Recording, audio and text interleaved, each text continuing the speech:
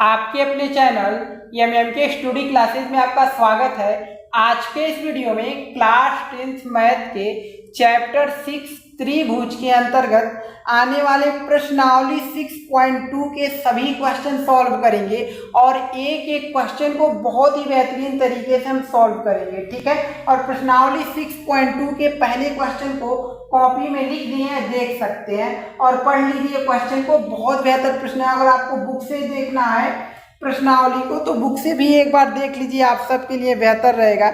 यही जो है आपका प्रश्नावली 6.2 है। अभी दिखाई नहीं दिया, कोई दिक्कत नहीं, तो देख सकते हैं प्रश्नावली 6.2 यही है। और इसके सभी क्वेश्चन टोटल इसमें 10 क्वेश्चन है आपके 10 क्वेश्चन है, ठीक है। चलिए, और आपको जो है कुछ बताना है बता देते हैं, उसके बाद जो है क्वेश्चन को हम सब सॉल्व करेंगे ही, ठीक है। अगर आप इसके पहले के वीडियो नहीं देखे हैं तो डिस्क्रिप्शन बॉक्स में लिंक है, क्लिक करके देख सकते हैं। और अगर बहुत ज़्यादा दिक्कत होता है, डिस्क्रिप्शन बॉक्स में से लिंक नहीं आप पा पाते हैं, तो आपको जो है इस नंबर पर व्हाट्सअप कर देना है 90 26 20 66 20 पर कि हमें सर जो है class 10th math NCERT book का लिंक चाहिए वीडियो का, ठीक है। आपको लिंक प्रोवाइड कर दिया जाएगा, ठीक है। चलिए, और पीडीएफ के लिए अगर पीडीएफ चाहिए तो आपको जो है प्राइवेट टेलीग्राम चैनल का लिंक दिया जाएगा, वहां अगर इस पर आते हैं जो भी व्हाट्सएप से अगर पूछना चाहते हैं पूछ सकते हैं, ठीक है। चलिए, प्रश्नावली जो है 6.2 के पहले क्वेश्चन को पढ़िए। बहुत ही बेहतर प्रश्न है और बहुत बेहतर तरीके से सॉल्व करेंगे। और पहले क्वेश्चन को सॉल्व करने से पहले अगर आप चैनल पर पहली बार आए हैं तो चैनल को सब्सक्राइब जरूर कर लें और इस वीडियो को यहीं लाइक कर दीजिए, जिससे हमें सपोर्ट मिलेगा। हाँ, आप सब जो है बहुत ही बेहतरीन तरीके से सपोर्ट कर रहे हैं। पढ़िए पहले क्वेश्चन को, क्या है, बेहतर से पढ़िएगा इस क्वेश्चन को।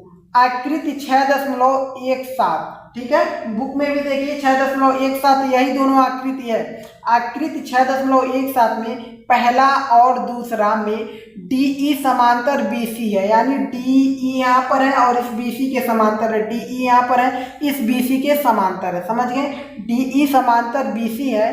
पहले में EC का मान, पहले में E से C तक का मान, यहाँ से यहाँ तक का मान, और दूसरे में AD का मान। AD कहाँ पर है जी, A से D यहाँ पर है, AD का मान ज्ञात कीजिए। बहुत ही सिंपल क्वेश्चन है आपका। देखिए, हम आपको बता दें, अगर 6.2 को सॉल्व करना है तो प्रमेय 6.1 और प्रमेय 6.2 बिल्कुल आपको आना चाहिए, तभी आपका जो है बहुत बेहतर तरीके से सॉल्व होगा। तो चलिए, प्रमेय 6.1 और प्रमेय 6.2 हम आपको समझा देते हैं, उसके बाद जो हम सब बहुत बेहतर तरीके से सॉल्व करेंगे, ठीक है। तो यहाँ से समझिए, अगर आपको डीपली समझना है तो बहुत ज़्यादा टाइम लग जाएगा। अभी हम बता देते हैं, डीपली से भी हम आपको समझाएं, बट शॉर्ट फॉर्म में आप समझा देते हैं, आप समझ जाएंगे, ठीक है। यहाँ से देखिए, ध्यान दीजिएगा, प्रमेय 6.1 समझाना है पहले आपको। तो प्रमेय 6.1 ना, ठीक है, 6.1, और इसको हम थेल्स प्रमेय कहते हैं। 6.1 को क्या कहते हैं, थेल्स प्रमेय, थेल्स प्रमेय, ठीक है, थेल्स प्रमेय कहते हैं। और देखिए, क्या है, प्रमेय 6.1 को समझने के लिए पहले आप एक त्रिभुज बना लीजिए। तो हम क्या करते हैं, एक त्रिभुज बना लेते हैं और ये थेल्स प्रमेय है आपका, समझिएगा। हमने पहले एक त्रिभुज बना लिया, ये बन गया आपका त्रिभुज है। इसका नामकरण कर दीजिए, बेहतर रहेगा। इसका नाम हम ए रख देते हैं, इसका नाम बी और इसका नाम सी। अब BC के समांतर एक रेखा खींच लेते हैं, ठीक है। तो BC के समांतर यहीं पर आपका एक रेखा खींचेंगे। BC के समांतर हमने एक रेखा खींच लिया, इसका नाम हम DE रख देते हैं, DE रेखा है, ठीक है। BC के समांतर हमने जब एक रेखा खींच लिया तो DE रेखा हो गया। तो यहाँ चूंकि हम लिखेंगे, चूंकि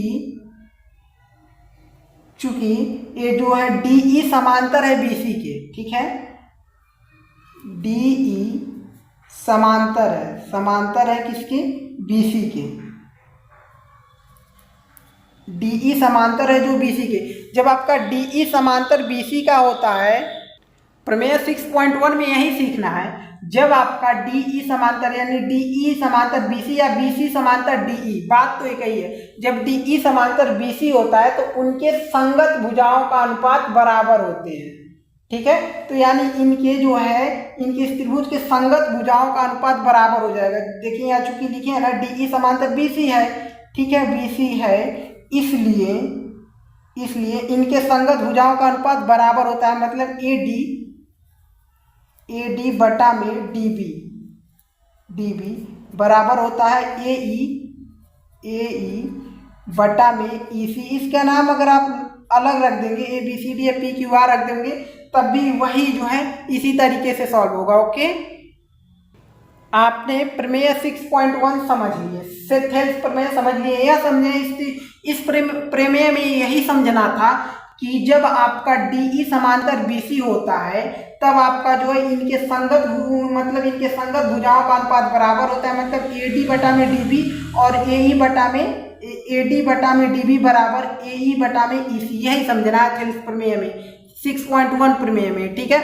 और चलिए 6.2 प्रमेय समझिए, बहुत ही सिंपल है आपका प्रमेय 6.2। और प्रमेय 6.2 को क्या कहते हैं हम सब? प्रमेय 6.2 को जो है थेल्स प्रमेय का विलोम है, ठीक है। प्रमेय 6.2 जो है थेल्स प्रमेय का विलोम है, यहाँ पर लिख लीजिए थेल्स प्रमेय का विलोम। और ये आपको ध्यान में होना चाहिए, जो प्रमेय 6.1 जो प्रमेय आपका 6.2 है यह प्रमेय 6.1 का विलोम है, ठीक है, यानी उसका उल्टा है। समझ गए? इसमें भी हम क्या करते हैं, एक त्रिभुज बना लेते हैं, ठीक है।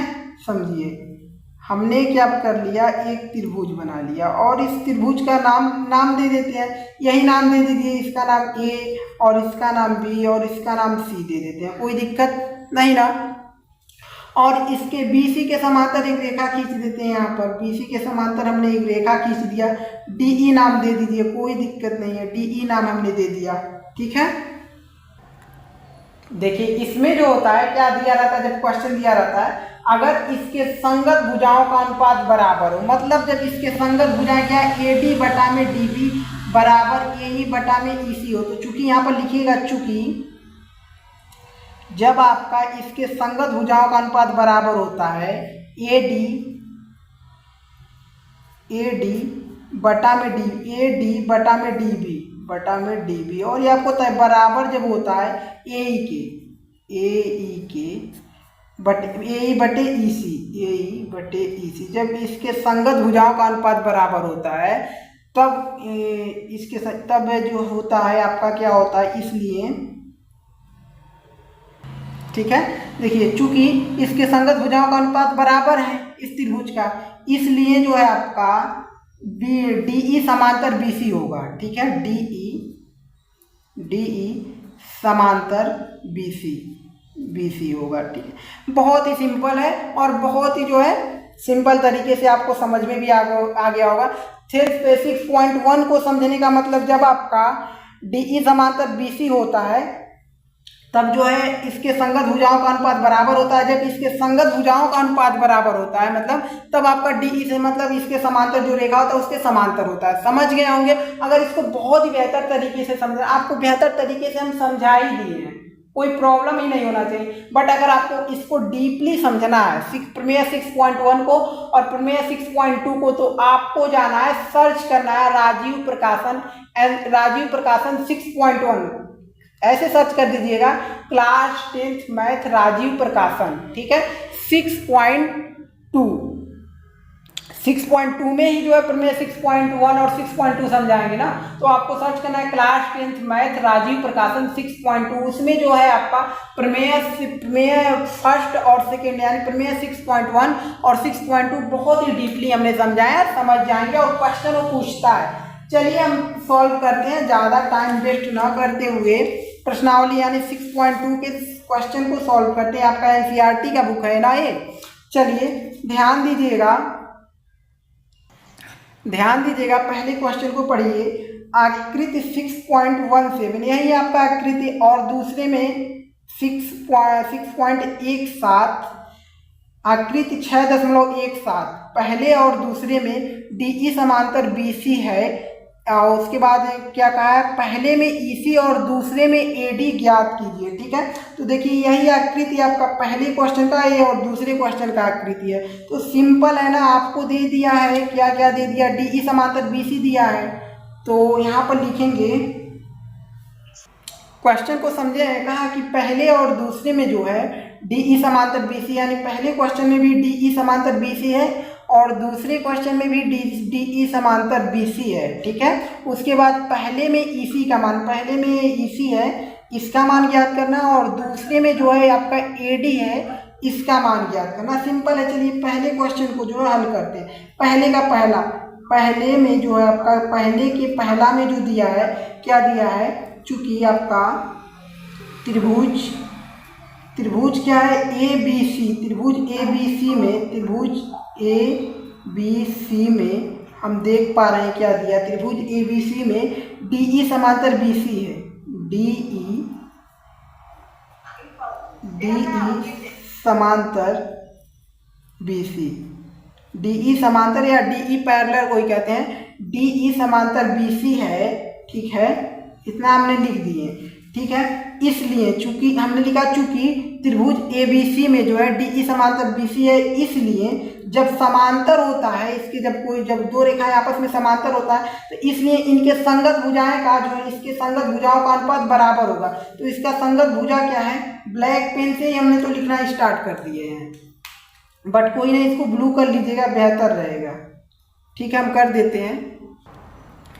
इस त्रिभुज में जो है आपका पहले वाला डीई समांतर बीसी है, इसलिए जो है आपका इसके संगत भुजाओं का अनुपात बराबर होगा, मतलब एडी बटा में डीबी होगा। ठीक है, सही है, समझ में आ रहा है ना, एडी बटा डीबी बिल्कुल बेहतर से समझ में आना चाहिए। और एई बटा में ईसी हो जाएगा, एई बटा में ईसी, सिंपल है। अब मान को आप रख सकते हैं, मान को रखिए, देखिए एडी का मान 1.5 है, 1.5 हमने रखा और बटे में डीबी का मान यहाँ से देख सकते हैं चित्र में ही, डीबी का मान 3 सेंटीमीटर है, मतलब 3 है, तो हमने 3 को रखा इक्वल टू, एई का मान देखिए 1 है, एई का मान 1 सेंटीमीटर है तो 1 रखेंगे, 1 बटे में ईसी का जो मान है, ईसी का मान निकालना है तो ईसी रहेगा, ईसी रहेगा, कोई प्रॉब्लम नहीं। चलिए यहाँ से अभी तो सॉल्व होगा नहीं, यहाँ पर कर लीजिए, बेहतर रहेगा। तो देखिए यहाँ से कटेगा, 1.5 से 3 कटेगा ना, कैसे, 1.5 है और 3 है, 1.5 से आपका 2 बार में तो कट जाएगा 3, या दशमलव हटाकर काटिए, समझिए, यानी 1.5 है कम 1.5 दूना 3, सही है। यहाँ पर बचा कितना, 1/EC, तो यहाँ पर बचा 1/2 बराबर 1/EC। अब देखिए तिर्यक गुणा, इसका गुणा इधर, इसका गुणा, ईसी का गुणा 1 में करेंगे तो ईसी ही मिलेगा, ईसी बराबर 2 का गुणा 1 में करेंगे तो 2, यानी ईसी का जो मान मिल गया, ईसी का मान हमसे ज्ञात करने के लिए कहा था, ईसी का मान कितना मिल गया, 2 सेंटीमीटर। ठीक है, 2 सेंटीमीटर, समझ गए। इसका जो मान मिला है ई से सी तक का, इसका 2 सेंटीमीटर मिला है। ठीक है, चलिए इसी प्रकार आप दूसरे क्वेश्चन को करिए। दूसरे क्वेश्चन में क्या कहा है, ध्यान दीजिए, दूसरा क्वेश्चन क्या है, यही आपका थोड़ा सा चित्र अलग बन जाए, उससे परेशान नहीं होना है। ठीक है, यहाँ पर इसमें भी हम लिखेंगे त्रिभुज ए बी सी में, त्रिभुज ए, चूंकि लिख दीजिएगा बेहतर रहेगा, चूंकि त्रिभुज ए, यहाँ से काट दे, बेहतर तरीके से नहीं हुआ, दूसरे का यहाँ से लिखेंगे, चूंकि त्रिभुज ए बी सी में, त्रिभुज ए बी सी में, त्रिभुज ए बी सी में डीई समांतर बीसी है, डी जो आपका डीई है बीसी के समांतर है, डीई क्वेश्चन में ही कहा था हमारा, डीई पैरेलल बीसी है। ठीक है, डीई समांतर बीसी है। ठीक है, चूंकि त्रिभुज ए बी सी में डीई समांतर बीसी है, इसलिए इसके भी संगत भुजाओं का अनुपात बराबर होगा, मतलब एडी बटा में क्या हो जाएगा, डीबी, यही होगा ना, ए से डी तक, फिर बटा में डीबी हो जाएगा, डी से बी तक, डीबी बराबर होगा किसके, एई बटे ईसी के, एई बटे में ईसी के। ठीक है, और इसमें आपको ज्ञात करना है, दूसरे में एडी क्या मान ज्ञात करना है, सिंपल है, तो ज्ञात करिए, मान को रखिए आप यहाँ से, देखिए AD तो याद करना है तो AD ही रहेगा, और बटे में DB का मान हमारा 7.2 7.2 है, बराबर AE का मान 1.8 है। यहाँ पर देखिए 1.8 है और 1.8 हम रखेंगे, ठीक है। और बटे में EC का मान 5.4 है, ठीक है। 5.4 है ना, यही है ना, तो अब रखिए 5.4, ठीक है। यहाँ से सॉल्व करिए, देखिए कटेगा क्या कुछ, तो क्या करना, देखिए आपका ये दशमलव के नीचे दशमलव, इस दशमलव से दशमलव हट जाएगा, ठीक है। तो 18 कम 18 और 18 तिया 54, 3 बार में कट गया। 3 गुणा करिए, इस 3 का AD में गुणा करेंगे तो क्या हो जाएगा, 3AD हो जाएगा, ठीक है। इक्वल टू 7.2 का 1 में गुणा करेंगे तो 7.2 ही मिलेगा, समझ गए। अब देखिए 3 को इधर भेजेंगे तो बटे में आएगा, यानी कटेगा, यानी 3 से आप काट सकते हैं। 3 एक नम 3, देखिए 3 दूना 6 होता है, एक बचा यहाँ देंगे 12, और 3 चौक के 12, यानी एक अंक के बाद दशमलव होता है, एक अंक के बाद दशमलव लगा लीजिए, यानी AD का जो मान मिला, AD बराबर कितना मिला, 2.4 सेंटीमीटर मिला। और यही आपका आंसर हो जाएगा। बहुत ही सिंपल क्वेश्चन था, पहले का जो है, पहले में पहला दूसरा 2 क्वेश्चन थे, दोनों क्वेश्चन को सॉल्व कर लिए बहुत ही बेहतरीन तरीके से। अब चलते हैं हम सब प्रश्नावली 6.2 के दूसरे क्वेश्चन पर। क्वेश्चन नंबर 2 को देख सकते हैं, बहुत बेहतर प्रश्न है आपका, और क्वेश्चन नंबर 2 में टोटल 3 क्वेश्चन दिया आपका, और बहुत ही बेहतरीन तरीके से इसको आप सॉल्व ही करना है। बिल्कुल समझिएगा, थोड़ा जो है बेहतर ध्यान से इसको समझिए, पढ़िए क्वेश्चन को। क्या है आपका, देखिए किसी त्रिभुज PQR भुजाओं, किसी त्रिभुज PQR की भुजाओं PQ और PR पर क्रमशः बिंदु E और F स्थित है। समझे हैं, अभी नहीं समझे, अभी समझ जाएंगे, ठीक है। निम्नलिखित में से प्रत्येक स्थिति के लिए बताइए कि क्या EF समांतर QR है, मतलब सिद्ध करना है EF समांतर QR। और पहला क्वेश्चन देखिए, सबका मान दिया हुआ है, अभी नहीं आप समझे हैं, समझेंगे भी नहीं, इतना दे दीजिए क्वेश्चन, जब तक चित्र बन नहीं जाएगा। चित्र जैसे ही बनेगा आपको वैसे ही समझ में आए। ये पहला क्वेश्चन है, ऐसे ही आपका दूसरा तीसरा क्वेश्चन है। अगर बुक से देखना चाहते हैं तो देख सकते हैं, अपने बुक से भी देख लीजिएगा, यही है ना आपका दूसरा क्वेश्चन यही है। 1 2 3 क्वेश्चन है, तीनों क्वेश्चन को लिख दिए और बहुत ही बेहतर तरीके से हम सब सॉल्व करेंगे। ध्यान दीजिए अब क्वेश्चन पर। कहा किसी त्रिभुज PQR, यानी पहले कहा किसी त्रिभुज PQR, एक त्रिभुज बना देते हैं, उसका नाम PQR रखना है, ठीक है। तो सबसे पहले हम क्या करते हैं, एक त्रिभुज ही बना देते हैं, थोड़ा बड़ा बनाइएगा, हम थोड़ा बड़ा बना देते हैं। इसीलिए कहते हैं कि आप सब जो है, ये हमने एक त्रिभुज बना दिया। क्या, किसी त्रिभुज PQR, इसका नाम PQR है, यानी PQR, ये आपका R है, समझ में आ रहा है ना, R है। इसके बाद भुजाओं PQ, भुजा PQ क्या, हमारा PQ भुजा यही है, भुजाओं PQ और PR, यानी भुजा PR, भुजाओं PQ और PR पर क्रमशः बिंदु E और F स्थित है। यानी PQ जो भुजा है, इस पर बिंदु E स्थित है, यहाँ पर बिंदु जो है एक E स्थित है, समझिए। और यहाँ PR पर जो है, PR पर क्रमशः एक बिंदु F स्थित है, PR पर जो है एक बिंदु F स्थित है, और इन दोनों बिंदुओं को मिला लीजिए, हमने मिला लिया, ठीक है। निम्नलिखित में से प्रत्येक स्थिति के लिए, निम्नलिखित में से यानी जो आपके क्वेश्चन दिया, प्रत्येक स्थिति के लिए बताइए कि क्या EF जो है आपका समांतर है QR को, यानी बताना, आपको सिद्ध करना है क्या EF समांतर है QR के। और पहले क्वेश्चन को देखिए, PE का मान दिया है, PE का मान जो दिया 3.9 सेंटीमीटर, 3 हमने 9 रख दिया। और EQ का मान जो हमारा 3 सेंटीमीटर, 3 हमको लिख देना चाहिए था, चलिए समझ जाइएगा, 3 सेंटीमीटर, यहाँ पर सेंटीमीटर लिखने जा रहे थे, बट कोई नहीं, इतना का जो 3 सेंटीमीटर दिया है। अब देखिए PF का जो दिया है, PF का जो दिया 3.6 सेंटीमीटर, और उसके बाद FR का जो दिया यानी 2.4 सेंटीमीटर, 2.4 हमारा दिया, समझ गए। अब देखिए आपको सिद्ध करना है कि मतलब EF और QR समांतर है, और आपको ये सिद्ध करने के लिए प्रमेय 2 में हम बताए थे कैसे सिद्ध होगा। तो चूंकि आप लिखिए पहले यहाँ पर लिखेंगे हम चूंकि, ध्यान दीजिए यहाँ पर लिखेंगे चूंकि सिद्ध करना है, ठीक है, सिद्ध करना है। अब आपको सिद्ध क्या करना है, ध्यान दीजिए, सिद्ध करना है कि यही ना, बताइए कि EF समांतर QR है इस क्वेश्चन के अनुसार, तो बताना यही आपका। तो सिद्ध करना है EF समांतर यानी पैरेलल QR, सिद्ध करना है EF समांतर QR, और यह तभी हो सकता है, और यह तभी हो सकता, और यह तभी हो सकता है जब ये समांतर है आपका, तभी हो सकता है जब इसके त्रिभुज के जो संगत भुजाएं हैं, संगत भुजाओं का अनुपात आपस में बराबर होता है, तभी हो सकता है ना। जब क्या सिद्ध करना, EF समांतर QR, और यह तभी हो सकता है जब इसके संगत भुजाओं का अनुपात बराबर होगा, यानी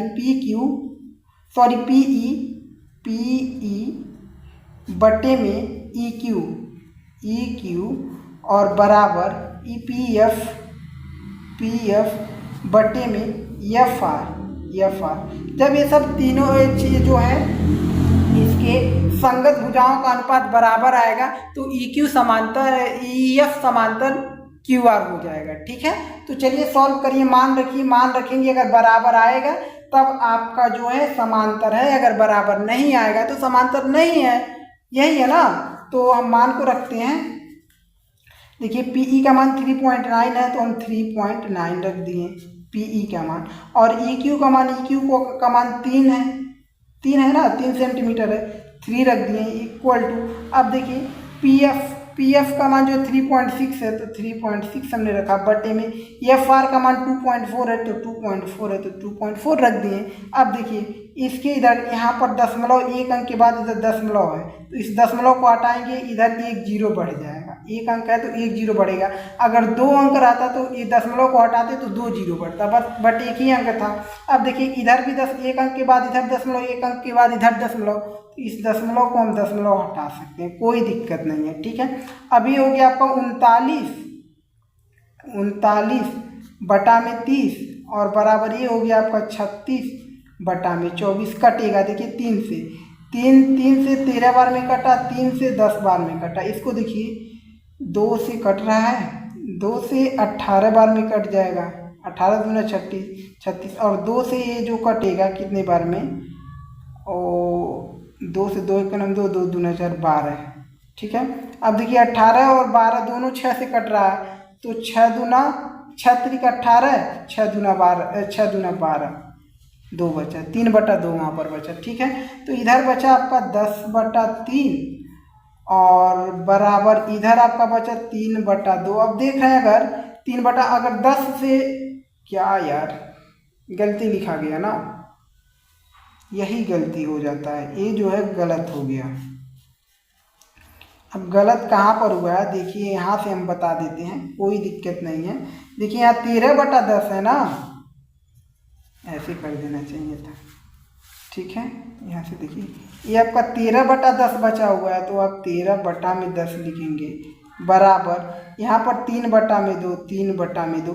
देखिए अगर 10 में आप 13 से भाग डालेंगे और 2 में आप 3 से 2 से, अगर 3 में आप 2 से भाग डालेंगे तो एक दूसरे के बराबर नहीं है, नॉट इक्वल टू है, देख पा रहे हैं। तो चूंकि आप देख पा रहे हैं, यहाँ से यहाँ पर लिखेंगे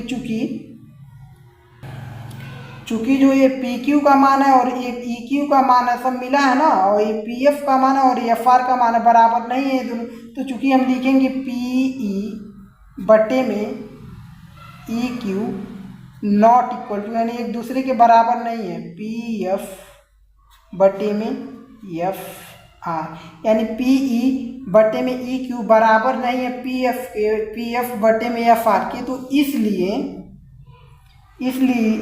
जो है EF समांतर नहीं है QR के, EF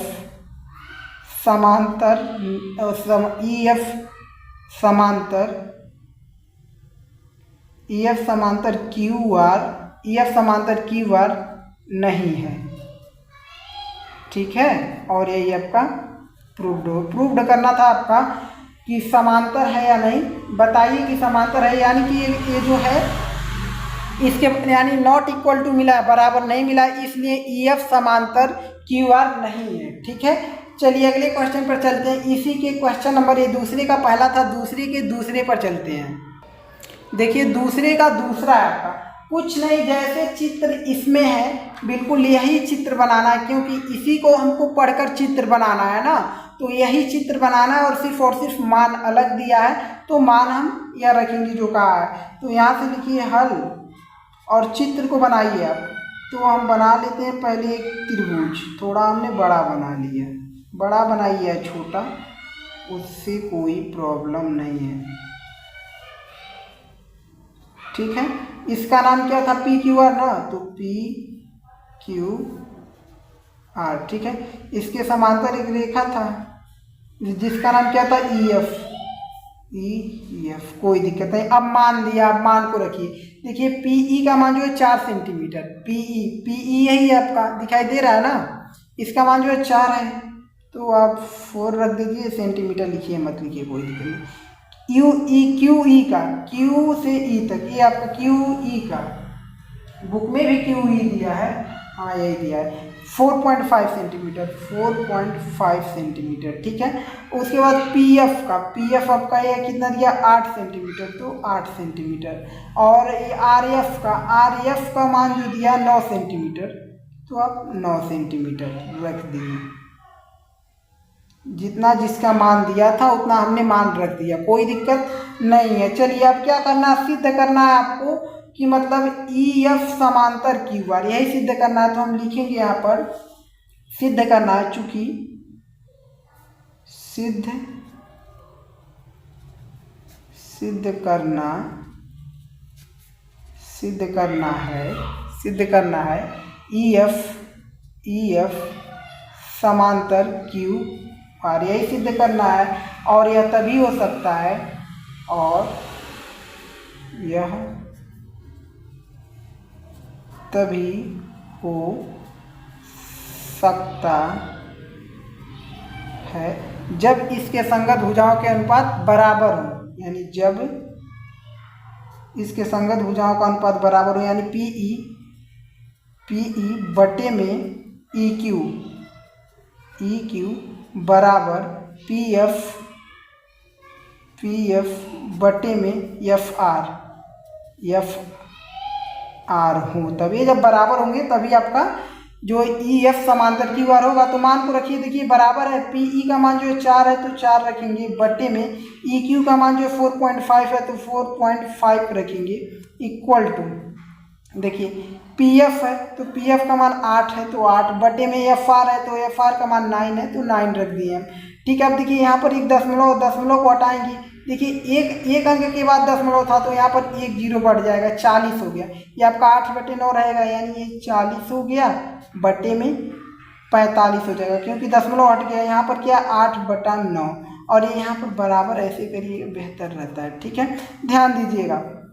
अब देखिए ये भी 5 से कट रहा है, ये भी 5 4 ठीक 40, 5 9 45, 8/9 मिला कि नहीं।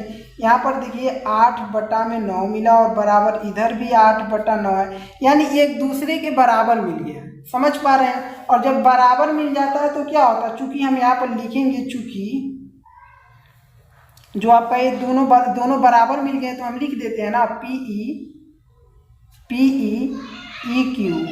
PE बटे EQ बराबर PF बटे में FR है।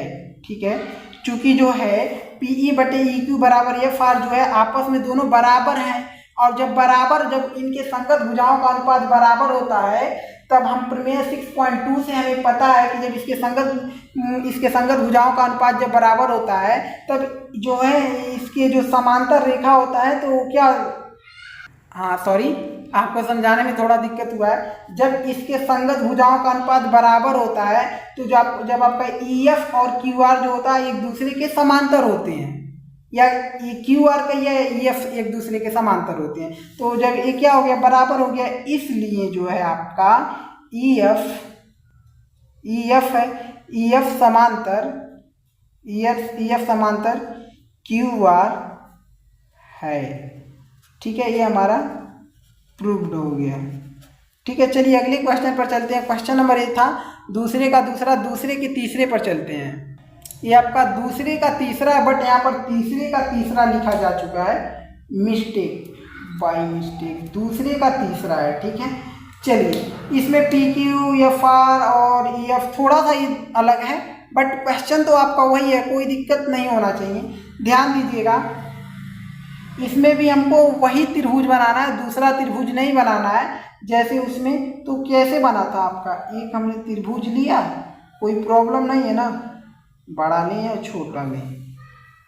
ठीक है, इसका नाम P और इसका नाम Q और इसका नाम R था, और इसके समांतर एक रेखा था QR के, और इसका नाम EF था, और इसी को जो है सिद्ध करना था समांतर है या नहीं है। और मान रख लीजिए, देखिए PQ का मान जो है, PQ का जो मान है, PQ क्या है, PQ ये पूरा है, यहाँ P से लेकर Q तक, यानी इस पूरे का मान जो दे दिया है ये P, और ये P से Q तक का मान दे दिया है 1.28 सेंटीमीटर। ठीक है, उसके बाद PR का, P से लेकर R तक, समझ पा रहे हैं, यानी यहाँ से लेकर P से लेकर R तक का आपका मान कितना दे दिया है, 2.56 2.56 सेंटीमीटर दे दिया। उसके बाद PE, P से E तक का मान हमारा 0.18 दिया है, और PF यानी P से F तक का मान आपका दे दिया है 0.36। सही है, समझ में आ रहा है, कोई दिक्कत नहीं। अब देखिए आपको सिद्ध क्या करना है, सिद्ध करना है कि EQ समांतर QR। तो यहाँ पर लिखेंगे चूंकि सिद्ध करना है, ठीक है, EF समांतर QR, EF समांतर QR, और यह तभी हो सकता है, लिखेंगे और यह तभी हो सकता है जब इनके संगत भुजाओं का अनुपात बराबर होगा। मतलब जब इनके संगत भुजाओं का अनुपात बराबर होगा तभी हो सकता है। तो संगत भुजा PE बटा में EQ बराबर PF बटे में FR। ध्यान दीजिएगा, PE का तो मान पता, लेकिन EQ का मान नहीं पता है। ठीक है, तो कैसे ज्ञात करेंगे भाई EQ का मान, यही तो दिक्कत है ना, यही प्रॉब्लम फंसता। तो इसीलिए आप देखिए पूरे P से लेकर Q तक का मान, P से लेकर Q तक का मान 1.28 है, और PE का मान भी कितना है, 0.18 है। अगर देखिए इस पूरे में से, यानी P से Q तक के मान में से अगर हम इतना घटा दें PE का मान, तो आपका EQ का मान मिल जाएगा कि नहीं मिल जाएगा, मिल जाएगा ना। तो 1.28 में से 0.8 को घटाइए तो 0.18 को घटाएंगे, 8 में से हट गया 0, 2 में से गया 1, दशमलव के नीचे दशमलव, 1 में से 0 गया 1, यानी 1.10, यहाँ पर लिखेंगे 1.10। सही है, कोई दिक्कत नहीं। अब इसी प्रकार देखिए इसमें, यानी 2.56 में से हम PF का मान घटा देंगे तो आपका FR का मान मिल जाएगा।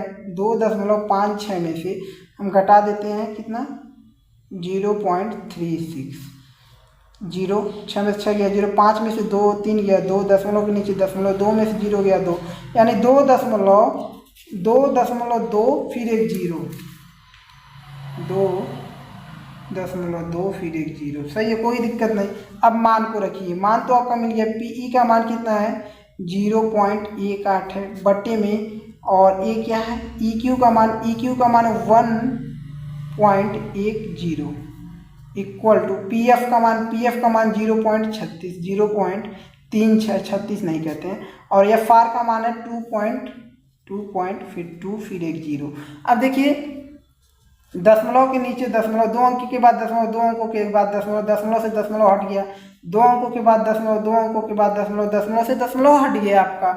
बचा क्या आपका यहाँ पर, देखिए यहाँ पर बचा आपका 18, क्योंकि सामने 0 उसको क्या लिखेंगे आप, और यहाँ पर क्या बचा 110, और यहाँ पर देखिए क्या बचा 36, और बटे में अब देखिए यहाँ पर क्या बचा 220।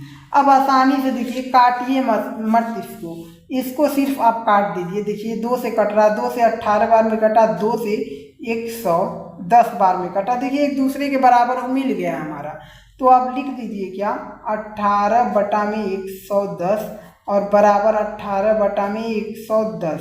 एक दूसरे के जब बराबर मिल गया आपका, ध्यान दीजिए, तो चूंकि हम लिखेंगे, चूंकि ये जो है हमारा पीई बटे में EQ बराबर PF बटे में FR है, AFR, यानी इनके संगत भुजाओं का अनुपात एक दूसरे के बराबर है। और इसलिए प्रमेय 6.2 से हमें पता है जब बराबर होता है इनके संगत भुजाओं का तब ये आपका समांतर होता है।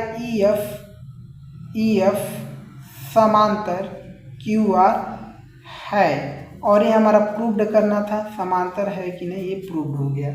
समझ गए, कोई भी दिक्कत इस क्वेश्चन में, एक भी क्वेश्चन में कोई भी प्रॉब्लम नहीं होना चाहिए। और PDF हम आपको बता दिए कहाँ पर मिल जाएगा, व्हाट्सएप नंबर बताए हुए। चलिए अगले क्वेश्चन पर चलते हैं, क्वेश्चन नंबर 3 पर। और क्वेश्चन नंबर 3 को सॉल्व करने से पहले अभी तक देख रहे हैं कि आप सबने लाइक भी नहीं किए और अपने दोस्तों में शेयर भी नहीं किए इस वीडियो को, तो शेयर जरूर कर दें और एक लाइक जरूर करें, ठीक है।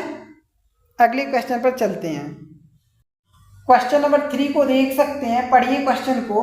आकृति 6.18 में यदि LM समांतर CB और LN समांतर CD हो तो सिद्ध कीजिए कि AM बटे में AB बराबर AN बटे में AD है। बहुत ही बेहतर प्रश्न है और बेहतर तरीके से सॉल्व करेंगे। और जो आकृति 6.1 कहा था, 6.18 कहा था, आकृति 6.18 हमने बना दिया, और बुक में ये दिया थोड़ा छोटा दिया, बट इसमें हमने बड़ा बना दिया, ठीक है। अब ध्यान दीजिएगा, इसको हल करते हैं हम सब।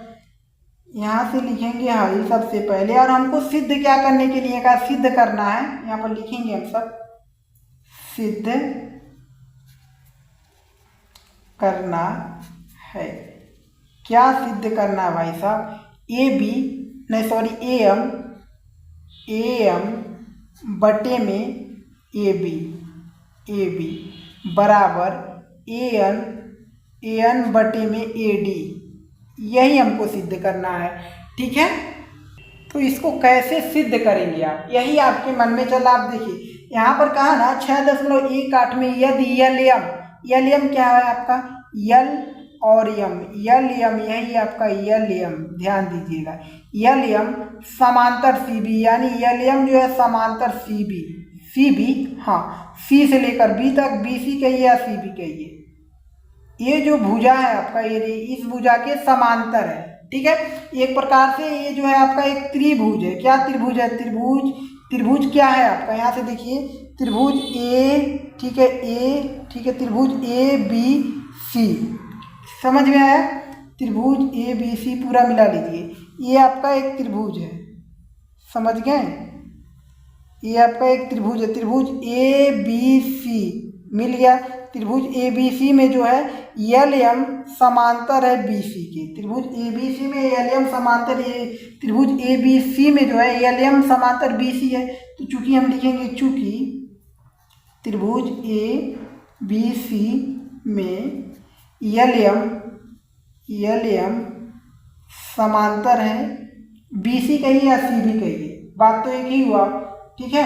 LM समांतर है BC के, BC है, लिख सकते त्रिभुज ABC में LM समांतर BC है, ठीक है, सही है, कोई दिक्कत नहीं। जब समांतर है और हमें पता है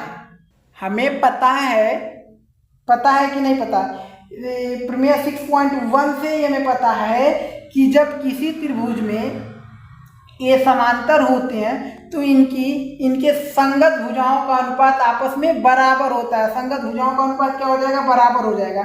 इसलिए जब ये समांतर है तो इसलिए ए एम बटे में एम बी, ए एम बटे में एम बी, ठीक है, ए एम बटे में एम बी, ए एम बटे ए से एम तक, फिर बटे में एम बी हो जाएगा, फिर ए एल बटे में एल सी बराबर होगा ए एल बटे में एल सी, ए एल बटे में एल सी। समझ गए, ये हो गया आपका एक काम। और फिर इसके बाद दूसरा जो काम है इसमें क्या करना है, देखिए यहाँ पर कहा है एल एन समांतर है सी डी के। जब एल एन देखिए आपका एल एन आपका ये है, एल एन आपका ये है और समांतर है सी डी के, सी डी आपका ये है, ठीक है। इसमें यानी ए इस वाले त्रिभुज में पड़ रहा है, ए सी डी में, ए सी डी वाले त्रिभुज में, ए फिर इसको मिला दीजिए इसे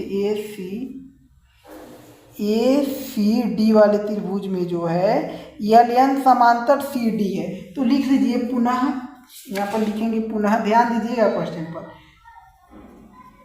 पुनः जो है चूंकि त्रिभुज ए सी डी में, त्रिभुज ए सी डी में जो है एल एन समांतर है सी डी में, एल एन समांतर है सी डी है, लिख दीजिएगा। क्या लिखेंगे, चूंकि ए सी डी में एल एन समांतर सी डी है इसलिए इसके संगत भुजाओं का अनुपात बराबर होगा। तो ए एन बटे में एन डी, ए एन बटे में एन डी बराबर हुआ किसके, ए एल बटे एल सी के, ए एल बटे एल सी के। अब ध्यान दीजिएगा, इसको आप ले लीजिएगा समीकरण फर्स्ट, ठीक है, और इसको आप ले लीजिएगा समीकरण सेकेंड। ध्यान दीजिएगा क्वेश्चन पे, यहाँ पर देखिए ए एल का मान एम है, यहाँ पर एल सी का मान क्या है, एम बी है, बराबर है इसके, और यहाँ भी ए एल और एल सी ए एन और एन डी के बराबर है। तो आप क्या करिए, समीकरण फर्स्ट और सेकंड से तुलना करके इन दोनों को बराबर दिखा दीजिए, क्योंकि इन दोनों का मान ए एल बटे एल सी है, इन दोनों को हम बराबर दिखा सकते हैं, कोई दिक्कत नहीं है, ठीक है। तो यहाँ पर लिखेंगे समीकरण फर्स्ट व समीकरण सेकेंड से, समीकरण फर्स्ट और सेकेंड से देखिए ए एम है आपका, तो हम लिख लेंगे ए एम बटे में ए क्या एम बी है, तो एम बी बराबर ए एल बटे एल सी, ए एल बटे एल सी का मान इतना है तो रख सकते हैं, ए एन बटे में ए एन डी। ध्यान दीजिएगा, क्या जो सिद्ध करना था वह मिला, आपको सिद्ध करना था ए एम, ऊपर ए एम मिला, फिर यह ए बी नीचे है, यहाँ पर एम बी है, ये तो मिल ही नहीं रहा, तो बराबर ए एन है, ऊपर ए एन तो मिल रहा है, फिर बचे में बटे में ए डी है, यहाँ पर एन डी मिल रहा है, अभी तो नहीं मिल रहा है, तो अभी कुछ और करना पड़ेगा। क्या करिए, अंक पलट दीजिएगा, ठीक है। यहाँ पर लिख देते हैं हम, यहाँ से सॉल्व करते हैं, इसके अंक पलटने पर हम लिख देते हैं, अंक पलटने पर अंक पलटेंगे तो एम बी, ए एम है तो एम बी बटे ए एम हो जाएगा, ठीक है। क्या हो जाएगा, ए एम बी बटे में ए एम हो जाएगा, बराबर इसका जब अंक पलटेंगे एन डी है, ए एन बटे एन डी, अब एन डी बटे एन डी बटे ए डी नहीं लग रहा है, क्या लगेगा, या एन डी बटे ए एन, सही है। अब देखिए अभी नहीं मिलेगा, अब क्या करिए, इसमें इस वाले पक्ष में बराबर, इधर भी एक पक्ष इधर है, दोनों पक्षों में एक एक जोड़ दीजिए, बेहतर रहेगा। तो एक हम जोड़ देते, इसमें एक इसमें भी जोड़ देंगे, तो आपका एम बी बटे में आपका ए एम प्लस में 1 हमने जोड़ा, बराबर ये क्या है, एन डी बटे में आपका ए एन, डी थोड़ा एन डी, ठीक है, प्लस में 1 हम जोड़ देते हैं, ठीक है। अब देखिए इसका गुणा इधर करेंगे, यहाँ पर एम बी है, इसका गुणा एम का गुणा प्लस 1 में करेंगे तो प्लस ए एम हो जाएगा, और बटे में क्या हो जाएगा, ए ए एम और बराबर ए एन का गुणा इसमें करिए तो एन डी है आपका, ए प्लस ए एन हो जाएगा, प्लस ए एन हो गया और बटी में क्या है ए एन है तो ए एन। ठीक है, सिंपल है ना ये, क्या इसमें दिक्कत है।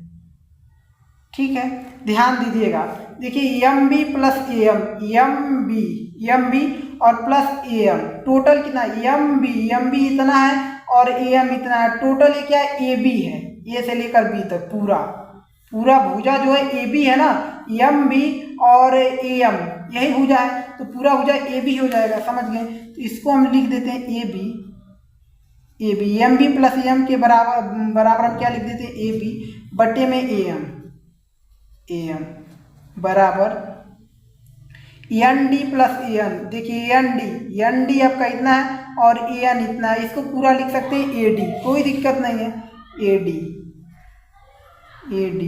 बटे में क्या ए एन हो गया ए एन।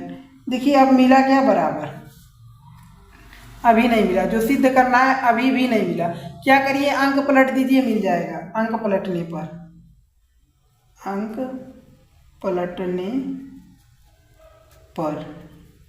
अंक पलटेंगे आपका। हाँ अरे यार झूठ में हम काट दिए, काटना ही नहीं चाहिए था, यहाँ पर लिख दीजिए अंक पलटने पर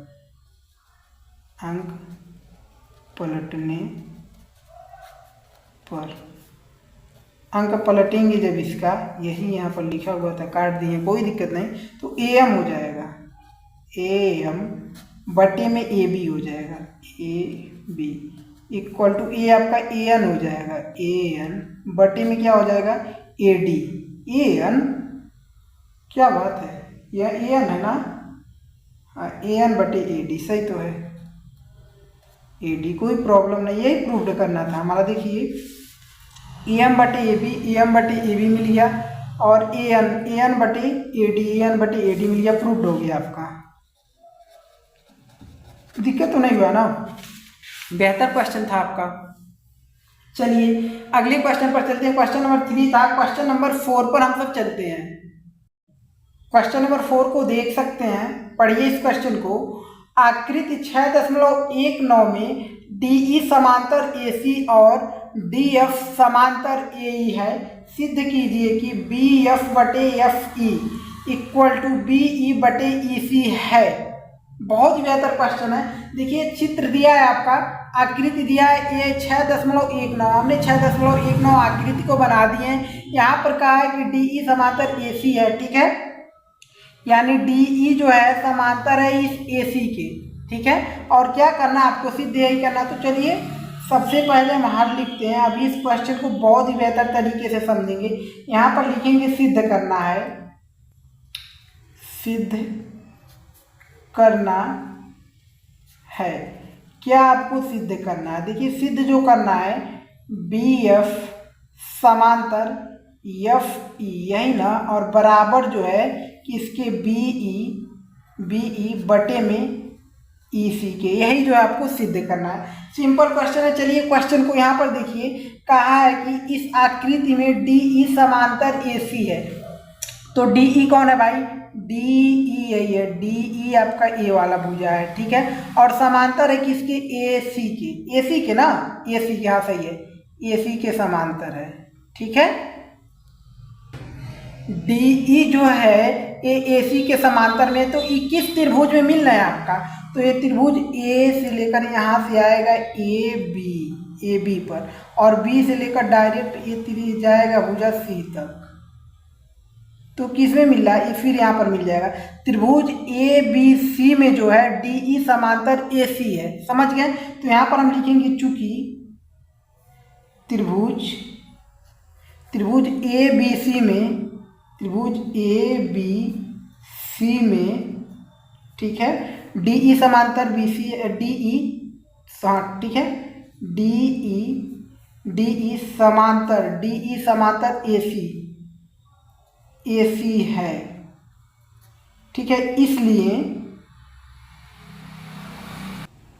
इसलिए जब समांतर होता है किसी त्रिभुज में, जब दो भुजाएं समांतर होते हैं तो उनके संगत भुजाओं का अनुपात बराबर होता है, प्रमेय 6.1 से पता है। तो आप लिखेंगे इसके संगत भुजाओं का अनुपात बराबर कर दीजिए AD इसलिए ए डी बटे में डी बी बराबर हो जाएगा ए डी बटे में डी बी बराबर हो जाएगा बी ई। ए वाला भुजा समांतर है, एफ को मत लीजिएगा, ए वाला भुजा समांतर ई यहाँ पर ई पर मिल रहा है ना, तो बी ई बटे में ई से लेकर सी तक ई सी कोई दिक्कत नहीं है ना। यानी ए डी बटे में डी बी बराबर बी ई बटे बी सी में ई सी मिल गया। अब देखिए, अब जो है फिर पुनः इसी प्रकार करेंगे। अब क्या करेंगे, अभी ये जब हमको उससे क्या था समांतर था, तब हमारा यह मिला। अब कह रहा है कि डी एफ समांतर ए ही है, ठीक है। तो डी एफ क्या है, डी एफ आपका ए वाला भुजा है, ध्यान दीजिएगा, डी एफ ए वाला भुजा है, और ए ही जो है आपका ए वाला भुजा है, ध्यान दीजिएगा, ए डी एफ समांतर है ए ही। तो ए किस त्रिभुज में पड़ेगा, ए वाला इस त्रिभुज में, ए से बी से ई तक इस वाले त्रिभुज में पड़ रहा है, समझ रहे हैं। ये जो हम घेर रहे हैं इस वाले त्रिभुज में पड़ रहा है, ठीक है। इस वाले ये जो ज़्यादा लाइट में दिखाई दे रहा है ना, इस वाले त्रिभुज में ये पड़ रहा है। क्या पड़ रहा है, त्रिभुज, यहाँ पर लिखेंगे चूंकि त्रिभुज ए बी ई में, त्रिभुज ए बी ई में डी एफ समांतर ए ही है, ठीक है। डी एफ समांतर ए ही है, तो लिखिए डी एफ समांतर जो है ए ई लग रहा है कि नहीं लग रहा है, ए ही है, समांतर है, तो इसलिए इसके संगत भुजाओं का अनुपात बराबर होगा। यानी ए डी, इसको आप समीकरण फर्स्ट ले लेना चाहिए था, इसको समीकरण फर्स्ट ले लिए, ए डी बटे में डी बी बराबर हो जाएगा बी एफ रहेगा ना आपका, हाँ इसमें एफ रहेगा, क्योंकि ये समांतर, ये भुजा जो है इस भुजा के समांतर है, तो इसमें एफ रहेगा, बी एफ फिर एफ ई हो जाएगा, बी एफ बटे में एफ ई, बी एफ ठीक बटे में एफ ई, इसको आप समीकरण 2 ले लीजिए। अब यहाँ से आप देख सकते हैं समीकरण फर्स्ट से और समीकरण सेकंड से ए डी बटा डी बी के बराबर बी ई बटा ई सी है, फिर ए डी बटा डी बी के बराबर बी ई बटे एफ ई है। तो आप इन दोनों, देखिए ये दोनों एक दूसरे के बराबर है ना, ए डी बटे डी बी ये भी है, तो इन दोनों को आप बराबर दिखा सकते हैं आसानी से तुलना करके। तो यहाँ से हम लिखेंगे समीकरण फर्स्ट व समीकरण सेकेंड से, समीकरण फर्स्ट और सेकेंड से तुलना करेंगे तो बी एफ को पहले लिखिए बी एफ, ए डी बटे डी बी का मान क्या है, बी एफ बटे एफ ई, और यहाँ ए डी बटे डी बी का मान बी ई, इसके बराबर करिए बी ई बटे में ई सी। क्या देखिए, जो प्रूव्ड करना था वो मिल तो गया, बी एफ बटे एफ ई, बी एफ बटे एफ ई, बी ई बटे ई सी, बी ई बटे ई सी मिल गया हमारा। ये हमारा क्या हो गया, प्रूव्ड हो गया, और यही हमारा आंसर हो जाएगा। ठीक है, अगले क्वेश्चन पर चलिए। क्वेश्चन नंबर 4 था, क्वेश्चन नंबर 5 पर चलते हैं हम सब। क्वेश्चन नंबर 5 को देख सकते हैं, पढ़िए इस क्वेश्चन को आप। आकृति 6.20 में डी ई समांतर ओ क्यू और डी एफ समांतर ओ आर, ठीक है, दर्शाइए ई एफ समांतर क्यू आर है। बहुत ही बेहतर प्रश्न है, और आकृति हमने जो है 6.20 बना दी और बुक में आप देख सकते हैं। बहुत बेहतर प्रश्न है आपका। देखिए, चलिए सॉल्व करते हैं। सबसे पहले जो सिद्ध करना, मतलब कि जो दर्शाना है, दर्शाइए या सिद्ध कीजिए, बात एक ही है। सिद्ध करना है ई एफ समांतर क्यू आर, तो यहाँ पर सबसे पहले लिखेंगे हम हल, और चित्र को हमने तो बना ही दिया है, तो लिखेंगे सबसे सिद्ध करना है, सिद्ध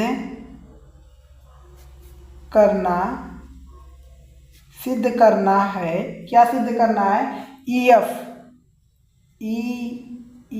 एफ समांतर क्यू आर, ठीक है, ई एफ समांतर क्यू आर। तो ई एफ क्या यहाँ पर है, ई एफ ए वाली भुजा है, ई एफ ए वाली भुजा है, और क्यू आर ए वाली भुजा है, ध्यान दीजिए। और एक किस त्रिभुज में मिल रहा है, हमारा त्रिभुज पी क्यू आर में मिल रहा है, बड़े वाले त्रिभुज में मिल रहा है, ठीक है।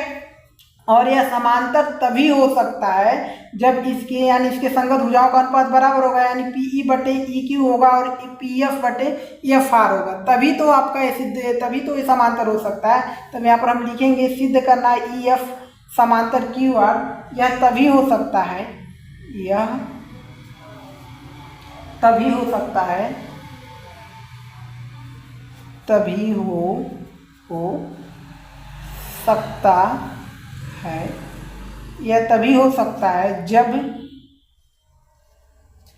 इस वाले त्रिभुज में मतलब जब इसके संगत भुजाओं का अनुपात बराबर होगा, तो पीई बटे में ई क्यू बराबर मिलेगा पीएफ बटे में एफ आर की, यानी ई एफ समांतर क्यू आर तभी हो सकता है जब आपका पीई बटे ई क्यू बराबर पीएफ बटे एफ आर मिलेगा तभी। ठीक है, चलिए अब क्वेश्चन में चलते हैं। कहा है कि डीई भाई साहब आपकी कहाँ पर है, डीई देखिए ये है, डी से ई तक, डीई ए वाली भुजा है, ध्यान दीजिएगा, डीई समझ गए, डीई समांतर क्यू आर कहाँ भाई है, ओ क्यू है, सॉरी क्यू आर नहीं, समांतर ओ क्यू आपका ओ यहाँ पर है और क्यू यहाँ पर ओ क्यू। ठीक है, यानी ये डीई जो है समांतर है ओ क्यू की, और एक इस त्रिभुज में मिल रहा है, ये त्रिभुज पी से आया ओ तक, ओ से आया क्यू तक, इस वाले त्रिभुज में आप देख सकते हैं जो समांतर है इस वाले त्रिभुज में, और इसको समझना बहुत जरूरी होता है। ठीक है, तो यहाँ पर लिखेंगे चूंकि त्रिभुज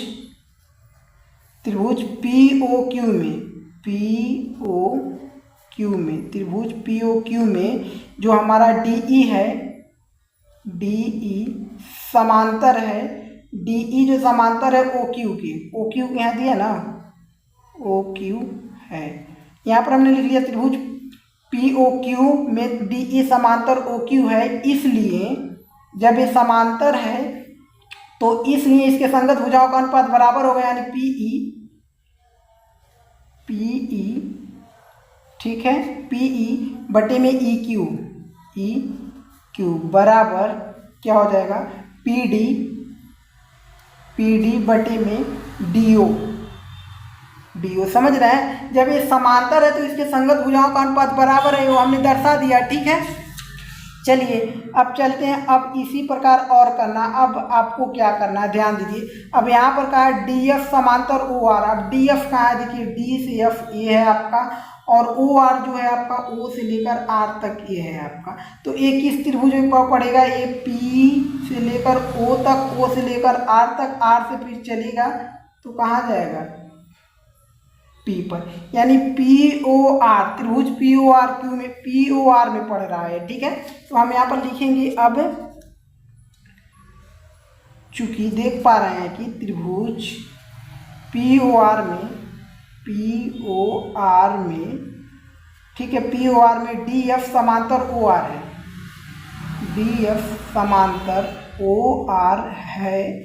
ठीक है, जब ये समांतर है तो इसके संगत भुजाओं की, इस त्रिभुज के संगत भुजाओं का अनुपात आपस में बराबर होगा, तो इसलिए ये पीडी मत करिए, पी एफ करिए, पीडी इधर करेंगे तो इधर उधर हो जाएगा, तो देखिए पी एफ है ना, पी एफ फिर एफ आर हो जाएगा, पी एफ बटे में फिर एफ आर बराबर होगा किसके, बराबर हो जाएगा, ये पीडी है और फिर पीडी से डीओ, सही है, बराबर हो जाएगा पीडी बटे में, नहीं दिखाई दे रहा है, पीडी बटे में डीओ सिंपल था आपका। अब यहाँ से देखिए, इसको आप समीकरण फर्स्ट ले लेना चाहिए था, ठीक है, और इसको आप समीकरण सेकेंड आपको ले लेना चाहिए था। ठीक है, हमने ले लिया, कोई दिक्कत नहीं। अब यहाँ से आप देख सकते हैं पीडी बटे डीओ, यहाँ पर पीडी बटे डीओ का मान पीई क्यू है बटे में, और यहाँ पी एफ और एफ आर एक दूसरे के बराबर दिखा दीजिए, क्यों एक दूसरे के बराबर है, तो यहाँ पर हम लिख लेंगे समीकरण फर्स्ट व सेकेंड से। तो समीकरण फर्स्ट में पीडी डीओ का मान जो है कितना है, पीई क्यू है, पीई क्यू लिख लीजिए, पीई बटे ई क्यू बराबर, उसके बाद पी डी डी ओ का मान यहाँ पर क्या है, पी एफ है तो पी एफ बटे में एफ आर। ठीक है, अब यहाँ से समझ लीजिए क्या मिल गया आपको। यहाँ पर हम पहले ही बताए थे कि सिद्ध करना है ई एफ समांतर क्यू आर, यह तभी यानी सिद्ध करना है ई एफ समांतर क्यू आर, और यह तभी हो सकता है जब पी ई बटे ई क्यू बराबर एफ पी एफ बटे एफ आर मिलेगा तभी। तो देखिए पी ई बटे ई क्यू मिल गया, ठीक है, और ये पी एफ बटे एफ आर है, पी एफ बटे एफ आर मिल गया। तो इसलिए यहाँ पर लिख लीजिए, इसलिए ई क्यू ई एफ समांतर है क्यू आर के, ई एफ समांतर क्यू आर है, और यही हमको प्रूव्ड करना था और ये हमारा प्रूव्ड हो गया, ये आंसर हो जाएगा। ओके, चलिए अगले क्वेश्चन पर, क्वेश्चन नंबर 5 था, क्वेश्चन नंबर 6 पर हम सब चलते हैं। क्वेश्चन नंबर 6 को देख सकते हैं, पढ़िए इस क्वेश्चन को आप, बहुत बेहतर प्रश्न है आपका। चलिए पढ़ते हैं। आकृति 6.21 में क्रमशः OP, O, O Q और OR पर स्थित बिंदु A, B और C इस प्रकार है कि AB समांतर PQ और AC समांतर PR है, दर्शाइए कि BC समांतर QR है। बहुत ही बेहतर प्रश्न है, समझे इस क्वेश्चन को। अब अभी हम आपको समझा देते हैं। कह रहा है कि आकृति 6.21 में, आकृति हमारा यही है 6.21, ठीक है। और देखिए बुक में थोड़ा बेहतर तरीके से दिया है, इसमें थोड़ा बनाने में ये थोड़ा लॉन्ग हो गया, लंबा हो गया, ये पोजीशन यहीं पर मिल जाना चाहिए, बट कोई नहीं, सॉल्व हो जाएगा आपका, तभी कोई दिक्कत नहीं होगा। ध्यान दीजिएगा, चित्र 6.21 मिल गया, क्रमशः ओपी हमारा क्या है यहाँ पर देखिए, ओ से लेकर पी तक ए भुजा, ओपी ओ क्यू क्या हमारा, ओ क्यू ए भुजा है, ठीक है, ओ क्यू। फिर ओ आर हमारा क्या, ओ से लेकर आर तक ये सबसे बड़ी ए वाली भुजा है, समझ गए। ओ आर पर स्थित बिंदु ए, यानी बिंदु ए जो स्थित है ओपी पर, ओपी कहाँ पर है, ओ से पी पर स्थित बिंदु ओपी पर ए बिंदु स्थित है, ठीक है। फिर ओ क्यू पर जो है, ओ क्यू कहाँ पर, ओ क्यू जो है, ओ क्यू हमारा ए वाला है, इस पर स्थित है बिंदु क्या, बी, तो बी यहाँ पर स्थित बिंदु बी है ना। उसके बाद ओ सी है, ओ आर है, ओ आर पर स्थित बिंदु क्या है, सी, यहाँ पर स्थित है सी, ठीक है, पता चल गया। और इसमें कह रहा है कि ए बी समांतर पी क्यू। अब ए बी कहाँ पर है भाई साहब, देखिए ए बी, ए से लेकर बी, यही है ए बी समांतर है पी क्यू। ए जो है, ए बी भुजा जो है इस भुजा के समांतर है, ठीक है। और ए सी भुजा जो है ए से सी तक, ए है आपका ए और सी आपके, ए सी भुजा जो है, ए सी भुजा पी आर के समांतर, पी से लेकर आर तक इस भुजा के समांतर है, समझें। अब देखिए हमसे पूछा है, कहा कि दर्शाइए कि बी सी भुजा हमारा यही है, बी सी भुजा हमारा यही है, बी सी भुजा और समांतर क्यू आर भुजा हमारा ये वाला है, यानी बी सी समांतर क्यू आर, यही आपको दर्शाना है, मतलब सिद्ध करना है। तो जो सिद्ध करना उसी को पहले लिख लीजिए, सिंपल क्वेश्चन है आपका, यहाँ पर लिखेंगे हल इस क्वेश्चन को, ठीक है। सिद्ध करना है, क्या आपको सिद्ध करना है, क्या हमको सिद्ध करना है, ठीक है। आपको या हमको बी सी समांतर क्यू आर, बी सी समांतर क्यू आर, और यह तभी हो सकता है, ठीक है, बी सी समांतर क्यू आर, यह तभी सिद्ध हो सकता है, हम लिखेंगे और यह तभी हो सकता है, और यह तभी हो सकता है जब ध्यान दीजिएगा, जब ए भुजा समांतर बी सी समांतर क्यू आर, यही आपको सिद्ध करना है। बी सी भुजा है और ये हमारा क्यू से लेकर आर तक की क्या हमारा क्यू आर भुजा, और ये समांतर कब हो सकता है, ये समांतर तभी होगा। अब इससे मिला दीजिए, ये आपका एक त्रिभुज बन रहा है कि नहीं, इससे मिलेगा, ये आपका इससे मिल गया, समझिएगा, इससे मिल गया, तभी तो ये समांतर होगा। ये त्रिभुज बन गया, क्या त्रिभुज बन रहा है, त्रिभुज बन रहा है ओ क्यू आर बना लीजिए। इसी ओ क्यू आर त्रिभुज में जो है समांतर BC और QR तक, मतलब है क्वेश्चन में कि सिद्ध करना है BC और QR समांतर है, और यह तभी हो सकता है जब इस त्रिभुज के संगत भुजाओं का अनुपात आपस में बराबर होगा, तभी तो ये होगा ना। तो इसके संगत भुजाओं को आपस में बराबर करिए। तो संगत भुजा पहले OB, ठीक है, OB, और ये तभी हो सकता है जब OB बटा में फिर BQ बराबर होगा OC बटा में CR के, OC बटा में CR के। समझ गए? देखिए BC समांतर QR तभी हो सकता है जब OB बटा में BQ बराबर OC बटा CR मिलेगा, ये वाला तभी होगा, ठीक है, समांतर। तो चलिए पहले कंडीशन में चलते हैं। पहला कंडीशन क्वेश्चन में कह रहा है, पहला कंडीशन आपका यही कह रहा है कि AB समांतर PQ है। तो चूंकि हम लिखेंगे यहाँ पर, चूंकि AB समांतर PQ है तो AB हमारा यही है, AB हमारा यही है और PQ हमारा ये है, ठीक है। ये दोनों भुजा आपस में समांतर है। तो इस वाले त्रिभुज में मिल रहा है, इस वाले त्रिभुज में मिल रहा है, इस वाले त्रिभुज में मिल रहा है कि नहीं। इसमें देखिए OPQ, इस वाले OPQ त्रिभुज में, तो हम लिखेंगे चूंकि त्रिभुज OPQ में, ठीक है, AB समांतर PQ है, ठीक है। त्रिभुज OPQ में AB समांतर PQ है। समझ में आ रहा है? इसलिए जब ये समांतर है, तो जब कोई समांतर होता है तो हमें पता होता है प्रमेय 6.1 से कि उसके संगत भुजाओं का अनुपात बराबर होता है। तो इसके संगत भुजाओं का अनुपात बराबर हो जाएगा। तो इसके संगत भुजा क्या है? OA बटे AP हो जाएगा। OA बटे AP होगा ना? हाँ सही है, OA बटे में AP बराबर हो जाएगा OB बटा BQ में, BQ से OB बटा BQ से, ठीक है। हाँ सही तो है, OB बटा OB, ठीक है, O से B तक बटा में BQ हो जाएगा, बटा BQ। और ये किससे प्राप्त हुआ? प्रमेय 6.1 से। इसको समीकरण फर्स्ट ले लीजिएगा। ये हमारा जो प्राप्त हुआ है प्रमेय 6.1 से। ये लिखेंगे तभी सही, नहीं लिखेंगे कोई दिक्कत नहीं, क्योंकि इसमें देखिए चूंकि त्रिभुज OPQ में इतना AB समांतर PQ है, इसलिए जो है इसके संगत भुजाओं का अनुपात बराबर है, और हमें पता है प्रमेय 6.1 से। सही है। चलिए इसके बाद अगला कंडीशन कह रहा है CAC और जो है हमारा PR समांतर है। तो AC हमारा, इसमें देखिए, इसमें AC हमारा यही है और PR हमारा क्या है? A है, PR ही वाला भुजा है। तो ये किस त्रिभुज में मिल रहा है? इस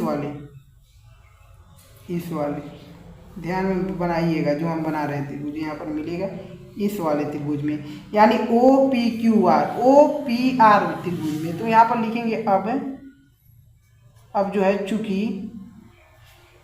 त्रिभुज OPR में क्या है? AC समांतर की AC जो है, AC समांतर है PR के, AC समांतर PR है। जब AC समांतर PR है, तो जब समांतर है इसलिए हमें पता है इसके संगत भुजाओं का अनुपात बराबर है, यानी OA वाला त्रिभुज यही है। तो OA बटे में AP हो जाएगा, ठीक है, OA बटे में AP हो गया, AP बराबर, इसके बाद देखिए OA बटे में AP इस वाले, फिर OC बटे में CR हो जाएगा। सही है, OC बटे में CR हो जाएगा। ये हमारा समीकरण 2 ले लेंगे। और देखिए जब समांतर था तो इसके संगत भुजाओं का अनुपात आपस में बराबर होगा। ये प्रमेय हमें 6.1 से पता है, प्रमेय 6.1 से, सही है, पता है। चलिए अब देखिए समीकरण फर्स्ट सेकंड है। यहाँ पर OA और AP का मान OB और BQ है, यहाँ पर OA और AP का मान OC और CR है। इन दोनों को बराबर दिखा दीजिए, ये दोनों आपस में बराबर है, यानी समीकरण फर्स्ट और सेकंड से तुलना कर दीजिए। तो समीकरण फर्स्ट व सेकंड से, जब समीकरण फर्स्ट व सेकंड से करेंगे तुलना, तो ये दोनों तो आपस में बराबर है, इन दोनों को भी आपस में बराबर दिखा सकते हैं, यानी OB बटा में BQ बराबर हो जाएगा किसके? OC बटा में CR। अब देखिए जो लाना था मिल गया कि नहीं। देखिए कहे थे कि सिद्ध करना BC समांतर QR, और यह तभी हो सकता है हो सकता है जब आपका ओ बी बटा बी क्यू बराबर ओ सी बटे सी आर मिलेगा। देखिए ओ बी बटा B Q equal to O C बटे सी आर हमारा मिल गया, यानी ये सिद्ध हो गया कि बी सी समांतर क्यू आर है। तो यहाँ पर लिख लेंगे इसलिए यह सिद्ध हो गया कि बी सी समांतर क्यू आर है, और ये हमारा प्रूव्ड हो गया। और ये हमारा प्रूव्ड हो गया बी सी समांतर क्यू आर है। ठीक है, देखिए यहाँ से आप लिख सकते हैं प्रमेय 6.2। क्योंकि जब हमें पता रहता है कि किसी त्रिभुज के उनके संगत भुजाओं का अनुपात बराबर होता है तो वो समांतर होता है। बी सी और जो ये जो है ये क्या हमारा ये जो है हमारा समांतर है। क्यू आर जो त्रिभुज है इसके संगत भुजाओं का अनुपात जो है बराबर है, तो ये हमारा समांतर होगा। ये दोनों भुजा समांतर होगा ना, तो किससे हमें पता है? प्रमेय 6.2 से पता है। इतना लिख दिए, उसके बाद प्रूव्ड लिख दिए। ठीक है, चलिए अगले क्वेश्चन पर चलते हैं, क्वेश्चन नंबर 7 पर। और 7 नंबर क्वेश्चन भी बेहतर प्रश्न है, और ध्यान पूर्वक क्वेश्चन को पढ़िए क्वेश्चन को। अब ठीक है, दिखाई दे रहा है, पढ़िए। प्रमेय 6.1 का प्रयोग करते हुए सिद्ध कीजिए कि एक त्रिभुज की एक भुजा के मध्य बिंदु से होकर, ठीक है, दूसरी भुजा के समांतर खींची गई रेखा तीसरी भुजा को समद्विभाजित करती है। याद कीजिए कि आप इसे कक्षा 9 में सिद्ध कर चुके हैं। बहुत बेहतर प्रश्न है आपका, और बहुत से बच्चों को जो है एक क्वेश्चन थोड़ा सा भी समझ में नहीं आया होगा, बट आपको घबराना नहीं है। इस तरीके से यहाँ पर अभी आपको बताया जाएगा, एक जो है आपको इसमें जो भी कुछ रहेगा बहुत बेहतर तरीके से सीख लेंगे। 1% आपको दिक्कत नहीं होगा। ध्यान दीजिए क्वेश्चन पर फिर एक बार और। कहा कि प्रमेय 6.1 का प्रयोग करते हुए सिद्ध कीजिए कि एक त्रिभुज का, तो सबसे पहले हम एक त्रिभुज बना लेते हैं। तो यहाँ से हल लिख लीजिए, सही रहेगा। ठीक है, तो सबसे पहले आप एक त्रिभुज बना लीजिए। तो आप हमने एक त्रिभुज बना दिया, एक त्रिभुज, इसका नामकरण कर दीजिए ए बी सी। इसका नामकरण कर दिए ए बी सी, इसका नाम रख दिए। ठीक है, एक त्रिभुज की एक भुजा के मध्य बिंदु से, अब एक त्रिभुज बन गया एक त्रिभुज के एक भुजा के मध्य बिंदु से। तो एक भुजा इसका ले लीजिए, ए बी भुजा ले लीजिए, या ऐसी भुजा हम ए बी भुजा ले लेते हैं। ठीक है, मध्य बिंदु से, इसका मध्य बिंदु यहीं पर होगा, बीच बिंदु यानी मध्य बिंदु यही है हमारा। मध्य बिंदु से होकर दूसरी भुजा के समांतर खींची गई रेखा।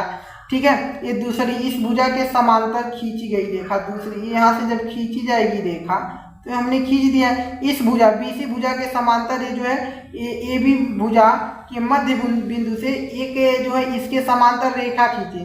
तो जो हम रेखा खींचे, देखिए समांतर खींची गई रेखा तीसरी भुजा के, यानी तीसरी भुजा AC, तीसरी भुजा को समद्विभाजित करती है। तीसरी भुजा मतलब इस तीसरी भुजा AC को समद्विभाजित करती है।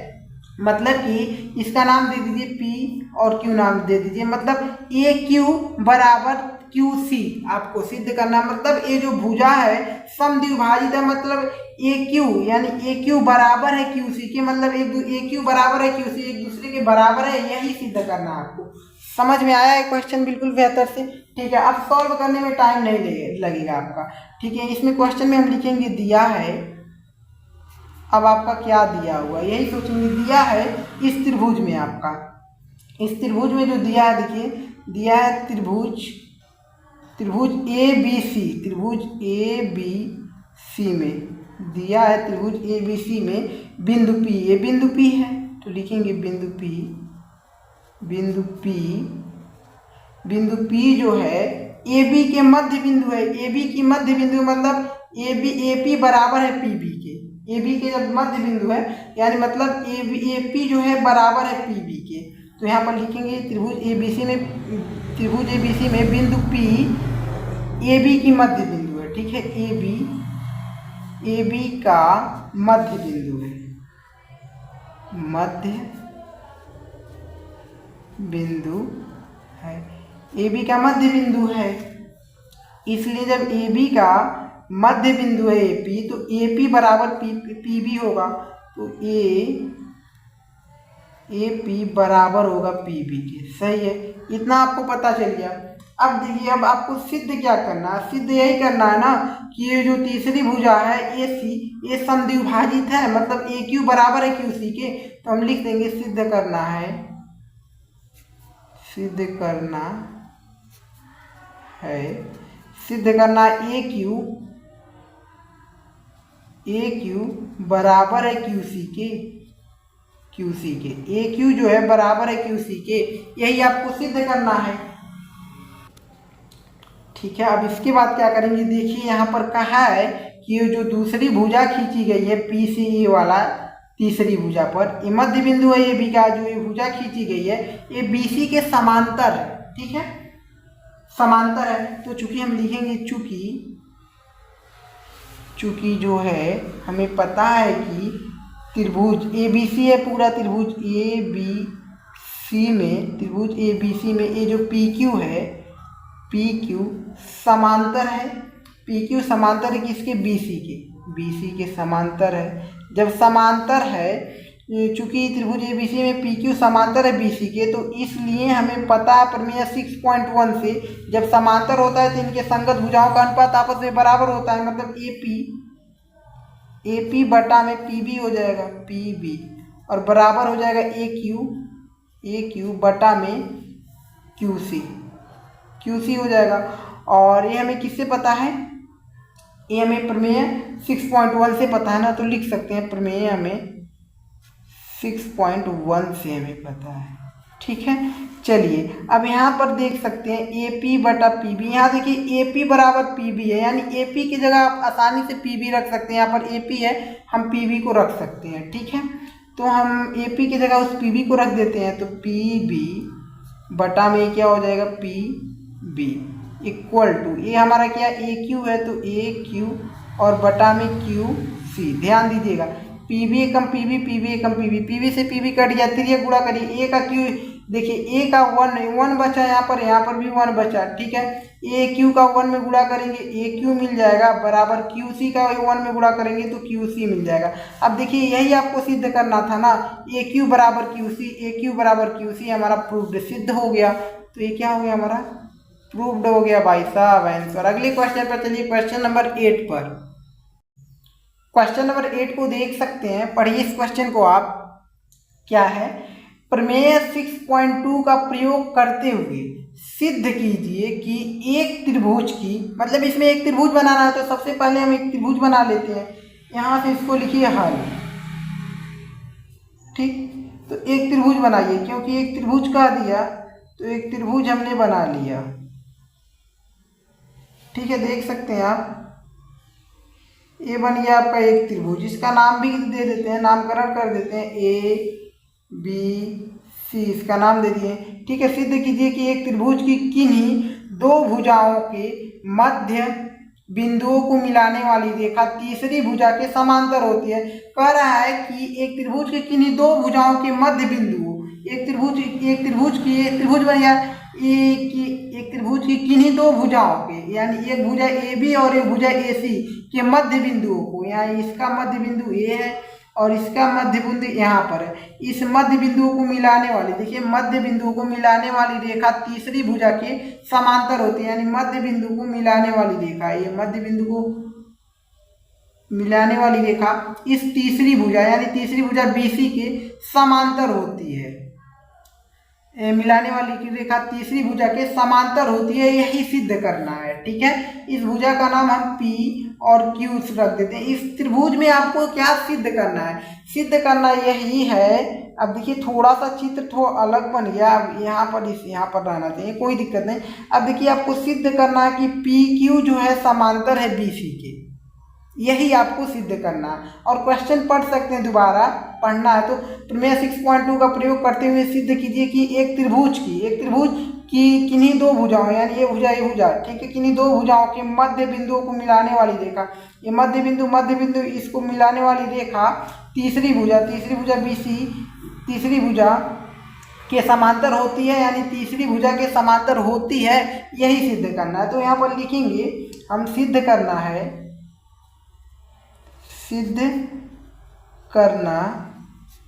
है, सिद्ध करना, क्या सिद्ध करना, सिद्ध यही करना है कि पी क्यू समांतर बी सी, पी क्यू समांतर बी सी, यही सिद्ध करना है। और यह तभी हो सकता है, हम यहाँ पर लिखेंगे यह तभी हो सकता है जब, यह जो है तभी हो सकता है जब आपका ये दोनों भुजा समांतर तभी हो सकता है जब इस त्रिभुज की संगत भुजाओं का अनुपात आपस में बराबर होगा। तो संगत भुजा क्या है, AP बटा में PB बराबर AQ बटा में QC। जब आपका A मिलेगा तभी आपका जो है ये क्या होगा, समांतर होगा। जब इस त्रिभुज की संगत भुजाओं का अनुपात, ठीक है, ये संगत भुजाओं का अनुपात आपस में बराबर कर दिए, जब ये मिलेगा तभी आपका PQ और BC समांतर होगा, नहीं तो नहीं होगा। तो चलिए देखते मिलता है तो कैसे मिलेगा। देखिए अब यहाँ से आप सबको अपने से करना है, ऐसे क्वेश्चन को थोड़ा हार्ड क्वेश्चन कहते हैं। ध्यान दीजिए यहाँ पर जो है बिंदु P जो है आपका AB का मध्य बिंदु है। तो चूंकि आप यहाँ लिखिए, चूंकि बिंदु P AB का मध्य बिंदु है, AB का मध्य, ठीक है, बिंदु है, AB का मध्य बिंदु है। इसका मतलब जो है AP बराबर PB होगा, जो बिंदु P है AB का मध्य बिंदु है, इसका मतलब AP बराबर PB होगा। तो इसलिए AP बराबर A से लेकर P, AP बराबर PB होगा, PB। अब देखिए इसके भी गुणांक में एक होता है, इसके भी गुणांक में एक होता है, कोई संख्या हो उसके गुणे में एक तो होता है, यानी इसको बराबर के इधर लाएंगे तो AP बटा में PB हो जाएगा। और इधर क्या बचेगा, इसके गुणे में एक होता है तो एक ही तो बचेगा ना, एक बचेगा इधर। अब देखिए एक बचा, इसको आप समीकरण फर्स्ट ले सकते हैं, ठीक है, समीकरण फर्स्ट ले लेते हैं। इसी प्रकार इसको बिंदु Q पर ध्यान दीजिए, चूंकि यहाँ पर लिखिए, चूंकि बिंदु Q जो है AC का मध्य बिंदु है, AC का मध्य बिंदु है ना, AC का मध्य बिंदु है, AC का मध्य बिंदु है। तो AQ बराबर QC होगा, इसलिए AQ बराबर QC होगा। अब इसके भी गुणांक में एक है, इसके भी गुणांक में एक है, कोई दिक्कत नहीं, QC को इधर ला लीजिए तो AQ बटा में QC हो जाएगा, इक्वल टू इधर बचेगा आपका एक। ध्यान दीजिए अगर इसको भेजेंगे तो ये इसका भी 1/1 होगा, बट उससे कोई दिक्कत नहीं, एक इधर। अब देखिए बड़ा इसको समीकरण 2 ले लीजिए, ठीक है। ध्यान दीजिए यहाँ से क्या करिए, यहाँ से लिखिए, देखिए समीकरण इधर यहाँ पर एक है और यहाँ पर एक है, एक का मान यहाँ पर AP बटा PB है, यहाँ पर एक का मान AQ बटा QC है, यानी एक एक तो बराबर है, इन दोनों को भी आप बराबर दिखा सकते हैं, कोई दिक्कत नहीं है, ठीक है। तो यहाँ से हम लिखेंगे समीकरण फर्स्ट व सेकेंड से, समीकरण फर्स्ट व सेकेंड से आपका जो मिल जाएगा, ये एक इधर भी है, एक मिला, इसको हम बराबर दिखा सकते हैं, यानी AP बटा में PB, ठीक है, बराबर है AQ बटा में QC मिल गया। अब देखिए कहे थे सिद्ध करना है PQ समांतर BC, और यह तभी हो सकता है जब AP बटा PB बराबर AQ बटा QC। देखिए मिल गया, AP बटा PB मिल गया ना, बराबर AQ बटा QC मिल गया, यानी कि वो जो है सिद्ध हो गया कि मतलब कि PQ समांतर BC है। तो इस यहाँ पर लिखेंगे, इसलिए जब ये जब मिल गया, ये हमारा जो लाना था मिल गया, तो इसलिए PQ समांतर है, ठीक है, PQ समांतर है BC के, ठीक है, BC के। और ये कैसे हमें पता होता है कि इसके किसी भी त्रिभुज के संगत भुजाओं का अनुपात आपस में जब बराबर होता है तब जो है कैसे हमें पता होता है कि जब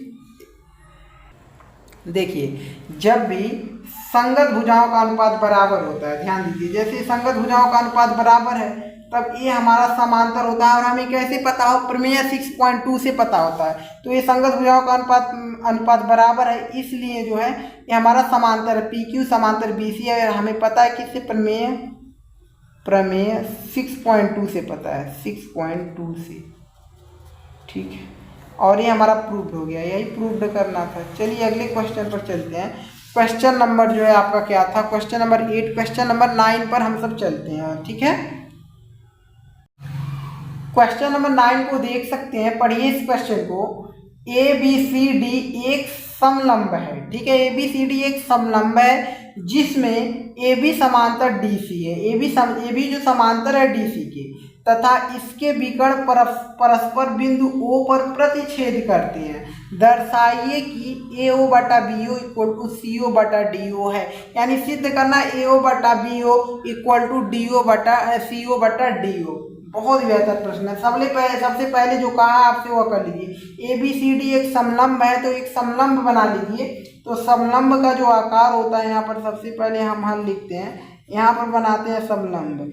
इंच पटरी रहेगा तो और बेहतर रहेगा, है तो हमारे पास, ठीक है। तो अब देखिए यहाँ से हम ले लेते हैं, ज़्यादा लंबा नहीं, 2 से लेकर यहाँ से लेंगे 2 से 5 तक चलते हैं, 2 3 4 5, ठीक। और बड़ा ले लें क्या, इतना सही है जी, ठीक है। और इससे थोड़े से हाइट पर, मतलब कि इतने इंच पर जो है, इतने पर ही हाइट पर, कितना था, 4 था ना, यहाँ पर जो है कुछ इससे बड़ा हम खींच लेंगे, समझ गए, इससे थोड़ा कुछ बड़ा, बहुत ज़्यादा बड़ा हो गया क्या, बट कोई नहीं, इससे मिला लीजिए। ये आपका क्या हो गया, समलंब हो गया, ठीक है। ये समलंब हो गया, कुछ थोड़ा दूरी पे, बट सही है, कोई दिक्कत नहीं है, ठीक है। इसका नाम दीजिए अब, इसका नाम AB, ठीक है, ABCD CD एक समलंब है, और जिसमें AB समांतर DC है, यानी AB जो है ये DC के समांतर है, सही है, कोई दिक्कत नहीं है, और है, तथा इसके विकर्ण परस्पर बिंदु O पर प्रतिच्छेद करती है। इसके विकर्ण, इसका विकर्ण क्या क्या होगा, अब इसका विकर्ण क्या क्या होगा, देखिए, इस B को हम D से मिला देंगे, ये विकर्ण हो जाएगा, B को हमने D से मिला दिया, और इसको A को हमने C से मिला देंगे, A को हम किससे मिला देंगे, C से। ये हो गया विकर्ण, इस समलंब का 2 विकर्ण है, ठीक है। अब देखिए कहा था इसके विकर्ण परस्पर बिंदु O पर प्रतिच्छेद करते हैं, यानी यहाँ पर प्रतिच्छेद कर रहे हैं, ये बिंदु O है, ठीक है, करते हैं। दर्शाइए कि इतना जो है आपको सिद्ध करना है, सिंपल है। अब देखिए जो दिया हो उसको लिख लीजिए। हमारा दिया हुआ क्या है, हमने चित्र को बना दिया, जैसे कहा था वैसे चित्र को बना दिया। अब दिया है क्या, आपका लिख देते हैं, दिया है ABCD एक समलंब है, ठीक है, ABCD, ठीक है, ABCD एक समलंब है, समलंब है, ये तो हमने बना दिया, दिया है ABCD एक समलंब, ये तो हमने बना दिया। और AB जो है BC के समांतर है, AB जो है BC, यानी AB समांतर है DC के, B से DC के, ठीक है, AB समांतर है DC के, AB समांतर DC है इसमें, इस समलंब में, ठीक है। इसका सिद्ध करना है हमको, सिद्ध करना है। अब हमको सिद्ध क्या करना है कि मतलब दर्शाना, यही ना दर्शाइए कि AO बटा में BO, ठीक है, इक्वल टू CO, ये आपका CO है, आपका CO बटा में DO, यही आपको सिद्ध करना है। तो जो सिद्ध करना है इसको हम घेर लेते हैं ताकि सही रहेगा, हमें पता चलेगा ना भाई, यही हमको सिद्ध करना है, ठीक है। चलिए अब क्या करते हैं, इसमें देखिए, इसमें रचना करना पड़ेगा, ठीक है। यहाँ पर बिंदु एक लीजिए और इससे मिला दीजिए, बिंदु O से आप मिला दीजिए, एक हमने रेखा लिया, इसको मिला दिया, ठीक है। और इस बिंदु को आप कुछ भी नाम दे सकते हैं, D के बाद क्या आता है, E F, कुछ भी दे सकते हैं, इस बिंदु का हम E नाम दे देते हैं, ठीक है। तो यहाँ से हम रचना में लिखेंगे,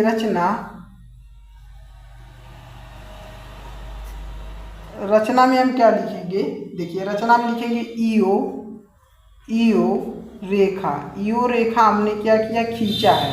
ईओ रेखा जो खींचा है ए बी तथा डीसी के समांतर है। ईओ रेखा ए बी तथा डीसी के समांतर खींचा है, ठीक है। ईओ रेखा ए बी क्या आपका, ए बी आपका ए है और डी सी आपका ए है, ठीक है। ए बी तथा डी सी, ए बी तथा, ठीक है, तथा, ठीक है, डी सी के समांतर खींचा, ठीक है। खींचा पता चल रहा है, खींचा अच्छे से लिखे क्या, खींचा। ईओ जो हमने रेखा ये रचना किए हैं हम अपने से इसमें, ठीक है। ईओ हम एक रेखा खींचे हैं इस समलंब में जो ए बी तथा डीसी के समांतर है। ए बी आपका यहाँ पर ए बी के समांतर और इस डीसी के समांतर, इन दोनों भुजाओं के समांतर है ईओ रेखा। तो चलिए अब क्या चलते हैं, अब एक जो है त्रिभुज लेंगे, ठीक है। कौन सा त्रिभुज लेंगे, ध्यान दीजिए। ये जो है हमारा ब्लैक पेन से, अगर ब्लैक के कहाँ है, ब्लैक मिल नहीं रहा, ध्यान दीजिएगा। ये जो है ईओ रेखा, जो है ईओ रेखा जब आपका डीसी के समांतर होगा तो किस त्रिभुज में आएगा, इस वाले त्रिभुज में आ रहा है। ओहो, इस वाले त्रिभुज में आ रहा है कि नहीं आ रहा है,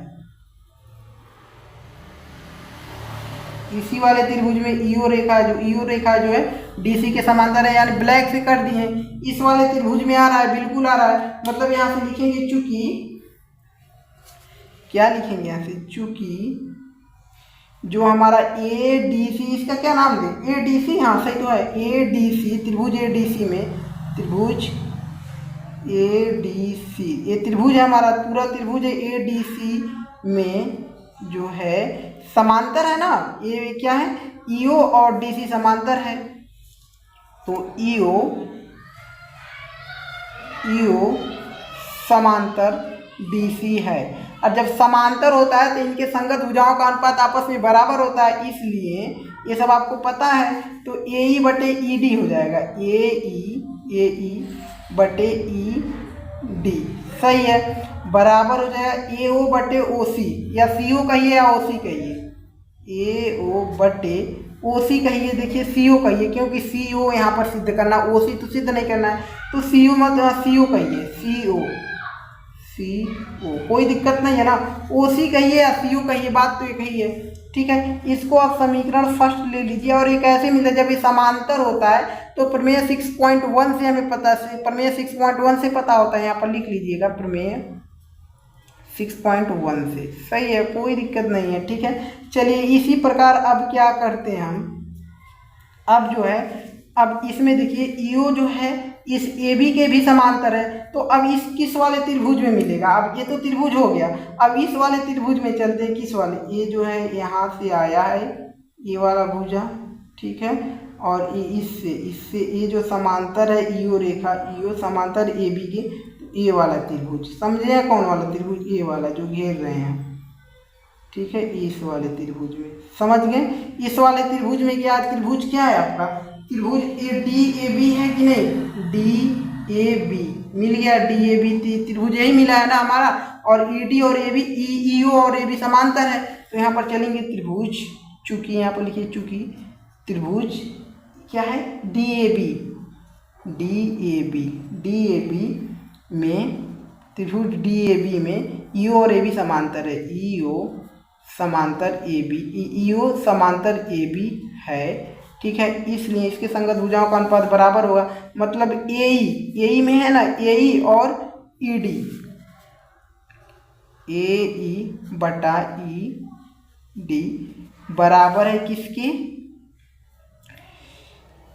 बराबर है किसके, ए ओ, ठीक है, ए ओ, नहीं सॉरी इसमें नहीं, हाँ ये इधर से बराबर किसके, ओ बी और ओ डी ओ के, ठीक है, ओ बी किसके बराबर होगा, हाँ ए ई हो गया, और फिर ई डी हो गया, फिर बी ओ होगा ना, बराबर होगा बी ओ और डी ओ के, बी ओ फिर डी ओ का, ये सही रहेगा, ठीक है, बी ओ, क्योंकि बी ओ और डी ओ, देखिए डी ओ में और बी ओ में है इसलिए, ठीक है, बी ओ फिर डी ओ हो जाएगा, डी ओ, डी ओ। ठीक है, इसको समीकरण 2 ले लीजिए और ये हमारा, ये जब समांतर होता है तो हमारा इनके संगत भुजाओं का अनुपात बराबर होता है, हमें प्रमेय 6.1 से हमें पता है। ठीक है, इतना कर लिए। अब इसके बाद देखिए क्या करेंगे। अब देखिए फर्स्ट सेकेंड ए ई और ई डी, ए ई डी मिल गया, ये दोनों आपस में बराबर है, तो इन दोनों को हम बराबर दिखा सकते हैं आसानी से। यहाँ पर सिर्फ और सिर्फ लिखना है समीकरण फर्स्ट व सेकेंड से बराबर दिखा दीजिए। ए ओ सी ओ, ए ओ ठीक है बटा सी ओ है, बटा सी ओ बराबर दिखा देंगे किसकी, बी ओ बटा डी ओ की। अब देखिए मिला क्या, यहाँ पर ए ओ तो मिला बट बी ओ नहीं मिला, यहाँ सी ओ मिल गया, बी ओ इधर है। ठीक है, और यहाँ देखिए सी ओ मिला, डी ओ मिला बट सी ओ नहीं मिला। देखिए इसको उधर भेज दें, इसको इधर ला दें तो मिल जाएगा, आसानी से ला सकते हैं, कोई दिक्कत नहीं। इसको लिख सकते हैं, इधर भेज सकते हैं, इसको इधर भेजेंगे तो इधर आएगा, इसको उधर भेजेंगे तो उधर जाएगा। तो यहाँ पर लिखेंगे या ए ओ बट्टे में इस बी ओ को इधर लाएंगे तो नीचे आएगा बी ओ इक्वल टू, उसको उधर भेजेंगे ऊपर जाएगा अंश में। ठीक है, तो सी ओ बटा डी ओ, ये हमारा प्रूव्ड हो गया और यही सिद्ध करना था और ये हमारा प्रूव्ड हो गया, आंसर हो जाएगा। ठीक है, अगले क्वेश्चन पर चलिए। क्वेश्चन नंबर आपका क्या था, 9, 10 नंबर क्वेश्चन पर चलते हैं हम सब। ओके, क्वेश्चन नंबर 10 को देख सकते हैं, पढ़िए इस क्वेश्चन को।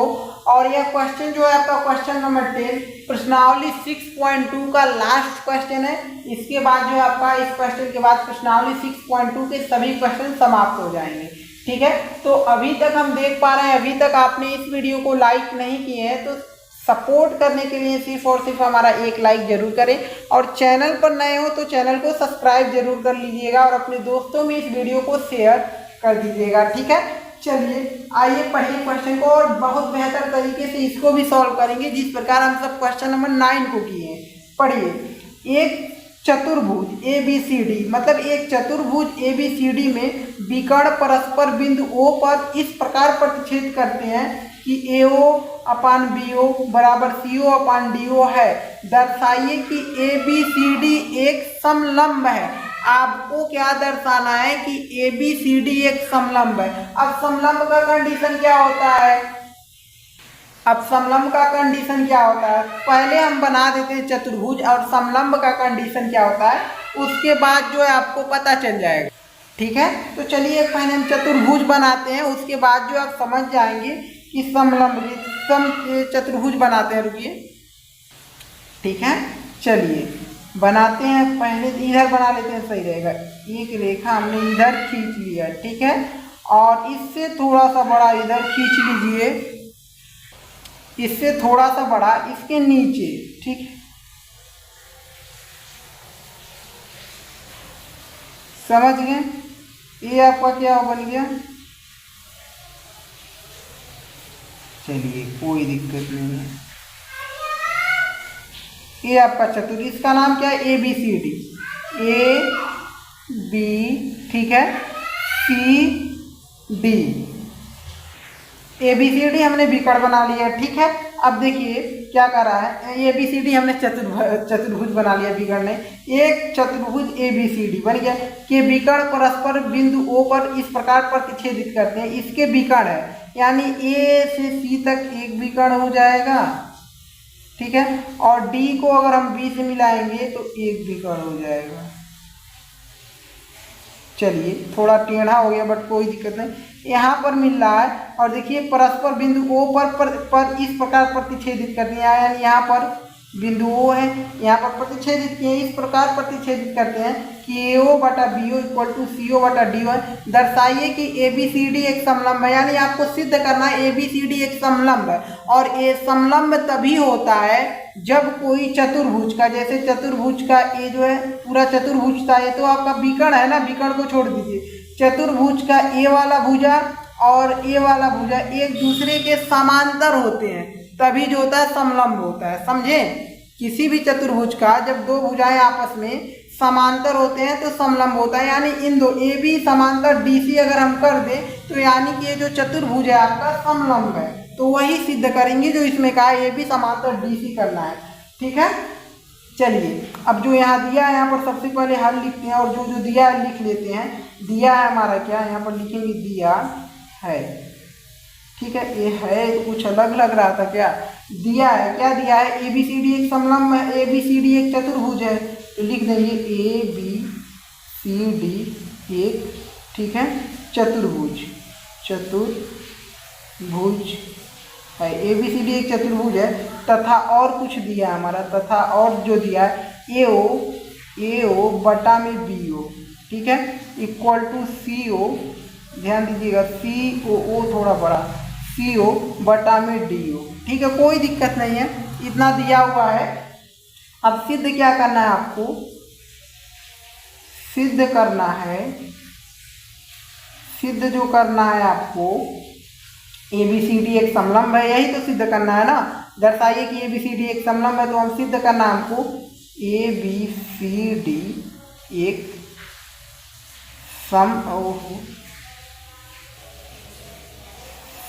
समलंब है। और समलंब कब होता है ये, और लिख देंगे यह तभी हो सकता है, समलंब है, और यह यहाँ लिखेंगे यह तभी हो सकता है जब आपका ए बी समांतर डी सी होगा, जब आपका ए बी समांतर डी सी होगा। समझ गए, ये जो सिद्ध करना है, इसको अगर आप घेरना चाहते हैं तो घेर सकते हैं, ताकि आपको पता रहेगा ना भाई साहब ये हमको सिद्ध करना है। ठीक है, ए बी समांतर डी सी ला दीजिए, आपका जो है सिद्ध हो गया ए बी सी डी एक समलंब है। ठीक है, तो इसमें रचना करना पड़ेगा, एक रचना है इसमें, यहाँ पर इसको यहाँ पर इससे आप मिला दीजिए, इसको यहाँ पर मिला दीजिए, और यहाँ पर बिंदु ई ले लीजिए, आपका जो मन करे वो ले लीजिए बिंदु। ठीक है, हम ई ले लिए, कोई दिक्कत नहीं है। तो अब यहाँ से देखिए, यहाँ पर हम लिखेंगे रचना में हम लिखेंगे ईओ रेखा खींचा जो डीसी के समांतर है। ईओ रेखा हमने खींचा जो डीसी के समांतर है, ये लिखेंगे ईओ रेखा खींचा, ठीक है, जो डीसी के समांतर है। ईओ रेखा हमने खींचा जो डीसी के समांतर है, तो ये किस त्रिभुज में मिल रहा है हमारा, ये त्रिभुज जो हमारा मिल रहा है, ध्यान दीजिएगा, ये त्रिभुज हमारा मिलेगा ए डी सी में, इस वाले त्रिभुज में। इसको यहाँ से लेंगे, यहाँ से लेंगे, यहाँ से मिला लेंगे, ब्लैक पेन से मिला दे के समझ जाएंगे। देखिए इसको ये मिलेगा, इधर आएगा पूरा ए डी सी, समझ गए ना, ए डी सी में मिल रहा है समांतर, तो हम लिखेंगे चूंकि त्रिभुज ए डी सी में, ठीक है, ईओ समांतर है, ईओ समांतर है डीसी के। जब ईओ समांतर है डीसी, ठीक है, त्रिभुज ए डी सी में ईओ समांतर डीसी है, इसलिए जो है इनके संगत भुजाओं का अनुपात आपस में बराबर होगा, तो इसकी संगत भुजा क्या है, ए ई बटा ई डी, ए ई बटा ई डी बराबर हो जाएगा किसके, ए ओ बटा सी ओ के। ठीक है, ए ओ बटा सी ओ की। और ये हमारा किससे, थेल्स प्रमेय यानी 6.1 से पता होता है, जब ये समांतर होता है तो इनकी संगत भुजाओं का अनुपात बराबर होता है, तो यहाँ पर लिखेंगे प्रमेय 6.1 से। ठीक है, और इसको समीकरण फर्स्ट ले लीजिएगा। ठीक है, तो इसको हम समीकरण फर्स्ट ले लिए, और यहाँ से देखिए आपका कुछ दिया हुआ भी है, यहाँ पर दिया हुआ है, जो दिया है उसको लिख लीजिए, हमारा दिया है, यहाँ से हम लिख देंगे, अब जो दिया उसको लिख लेंगे ए ओ बटा में बी ओ, ठीक है, बराबर सी ओ बटा में डी ओ। अब देखिए, अभी तो यहाँ पर हमारा ए ओ रहता इधर, तो एक दूसरे के बराबर हो जाता। अब क्या करिए, जो हमारा यही है ना, ए ओ बटा बी ओ, ठीक है, क्या हमने लिख दिया यार, हाँ यही दिया ना, दिया ए ओ बटा डी ओ, सी ओ बटा डी ओ, ये तो हमने लिख दिया। ठीक है, अब देखिए, अगर आपका अब देखिए आप क्या करिए, इस CO को इधर लाइए और BO को इधर भेज दीजिए ऊपर, ठीक है। तो ये आपका AO हो जाएगा, ऊपर आपका AO है तो AO रहेगा, इसको या करके लिख सकते हैं, या यहाँ पर लिख दीजिएगा दिया है, ताकि पता रहेगा कहाँ से आया, ये दिया है हमारा, उसी को लिखे हैं, ठीक है। या AO इस CO के बराबर के इधर लाएंगे तो नीचे आएगा, इस BO को उधर भेजेंगे तो ऊपर जाएगा, BO बटा DO हो जाएगा, ठीक है। इसको अब समीकरण क्या ले लीजिए, 2 ले लीजिए, ठीक है। अब यहाँ से आप ध्यान दीजिएगा, समझिएगा इस क्वेश्चन को थोड़ा सा। हाँ, अब देखिए यहाँ पर AO CO का मान AE ED है, यहाँ पर AO CO का मान BO DO है, समझिएगा।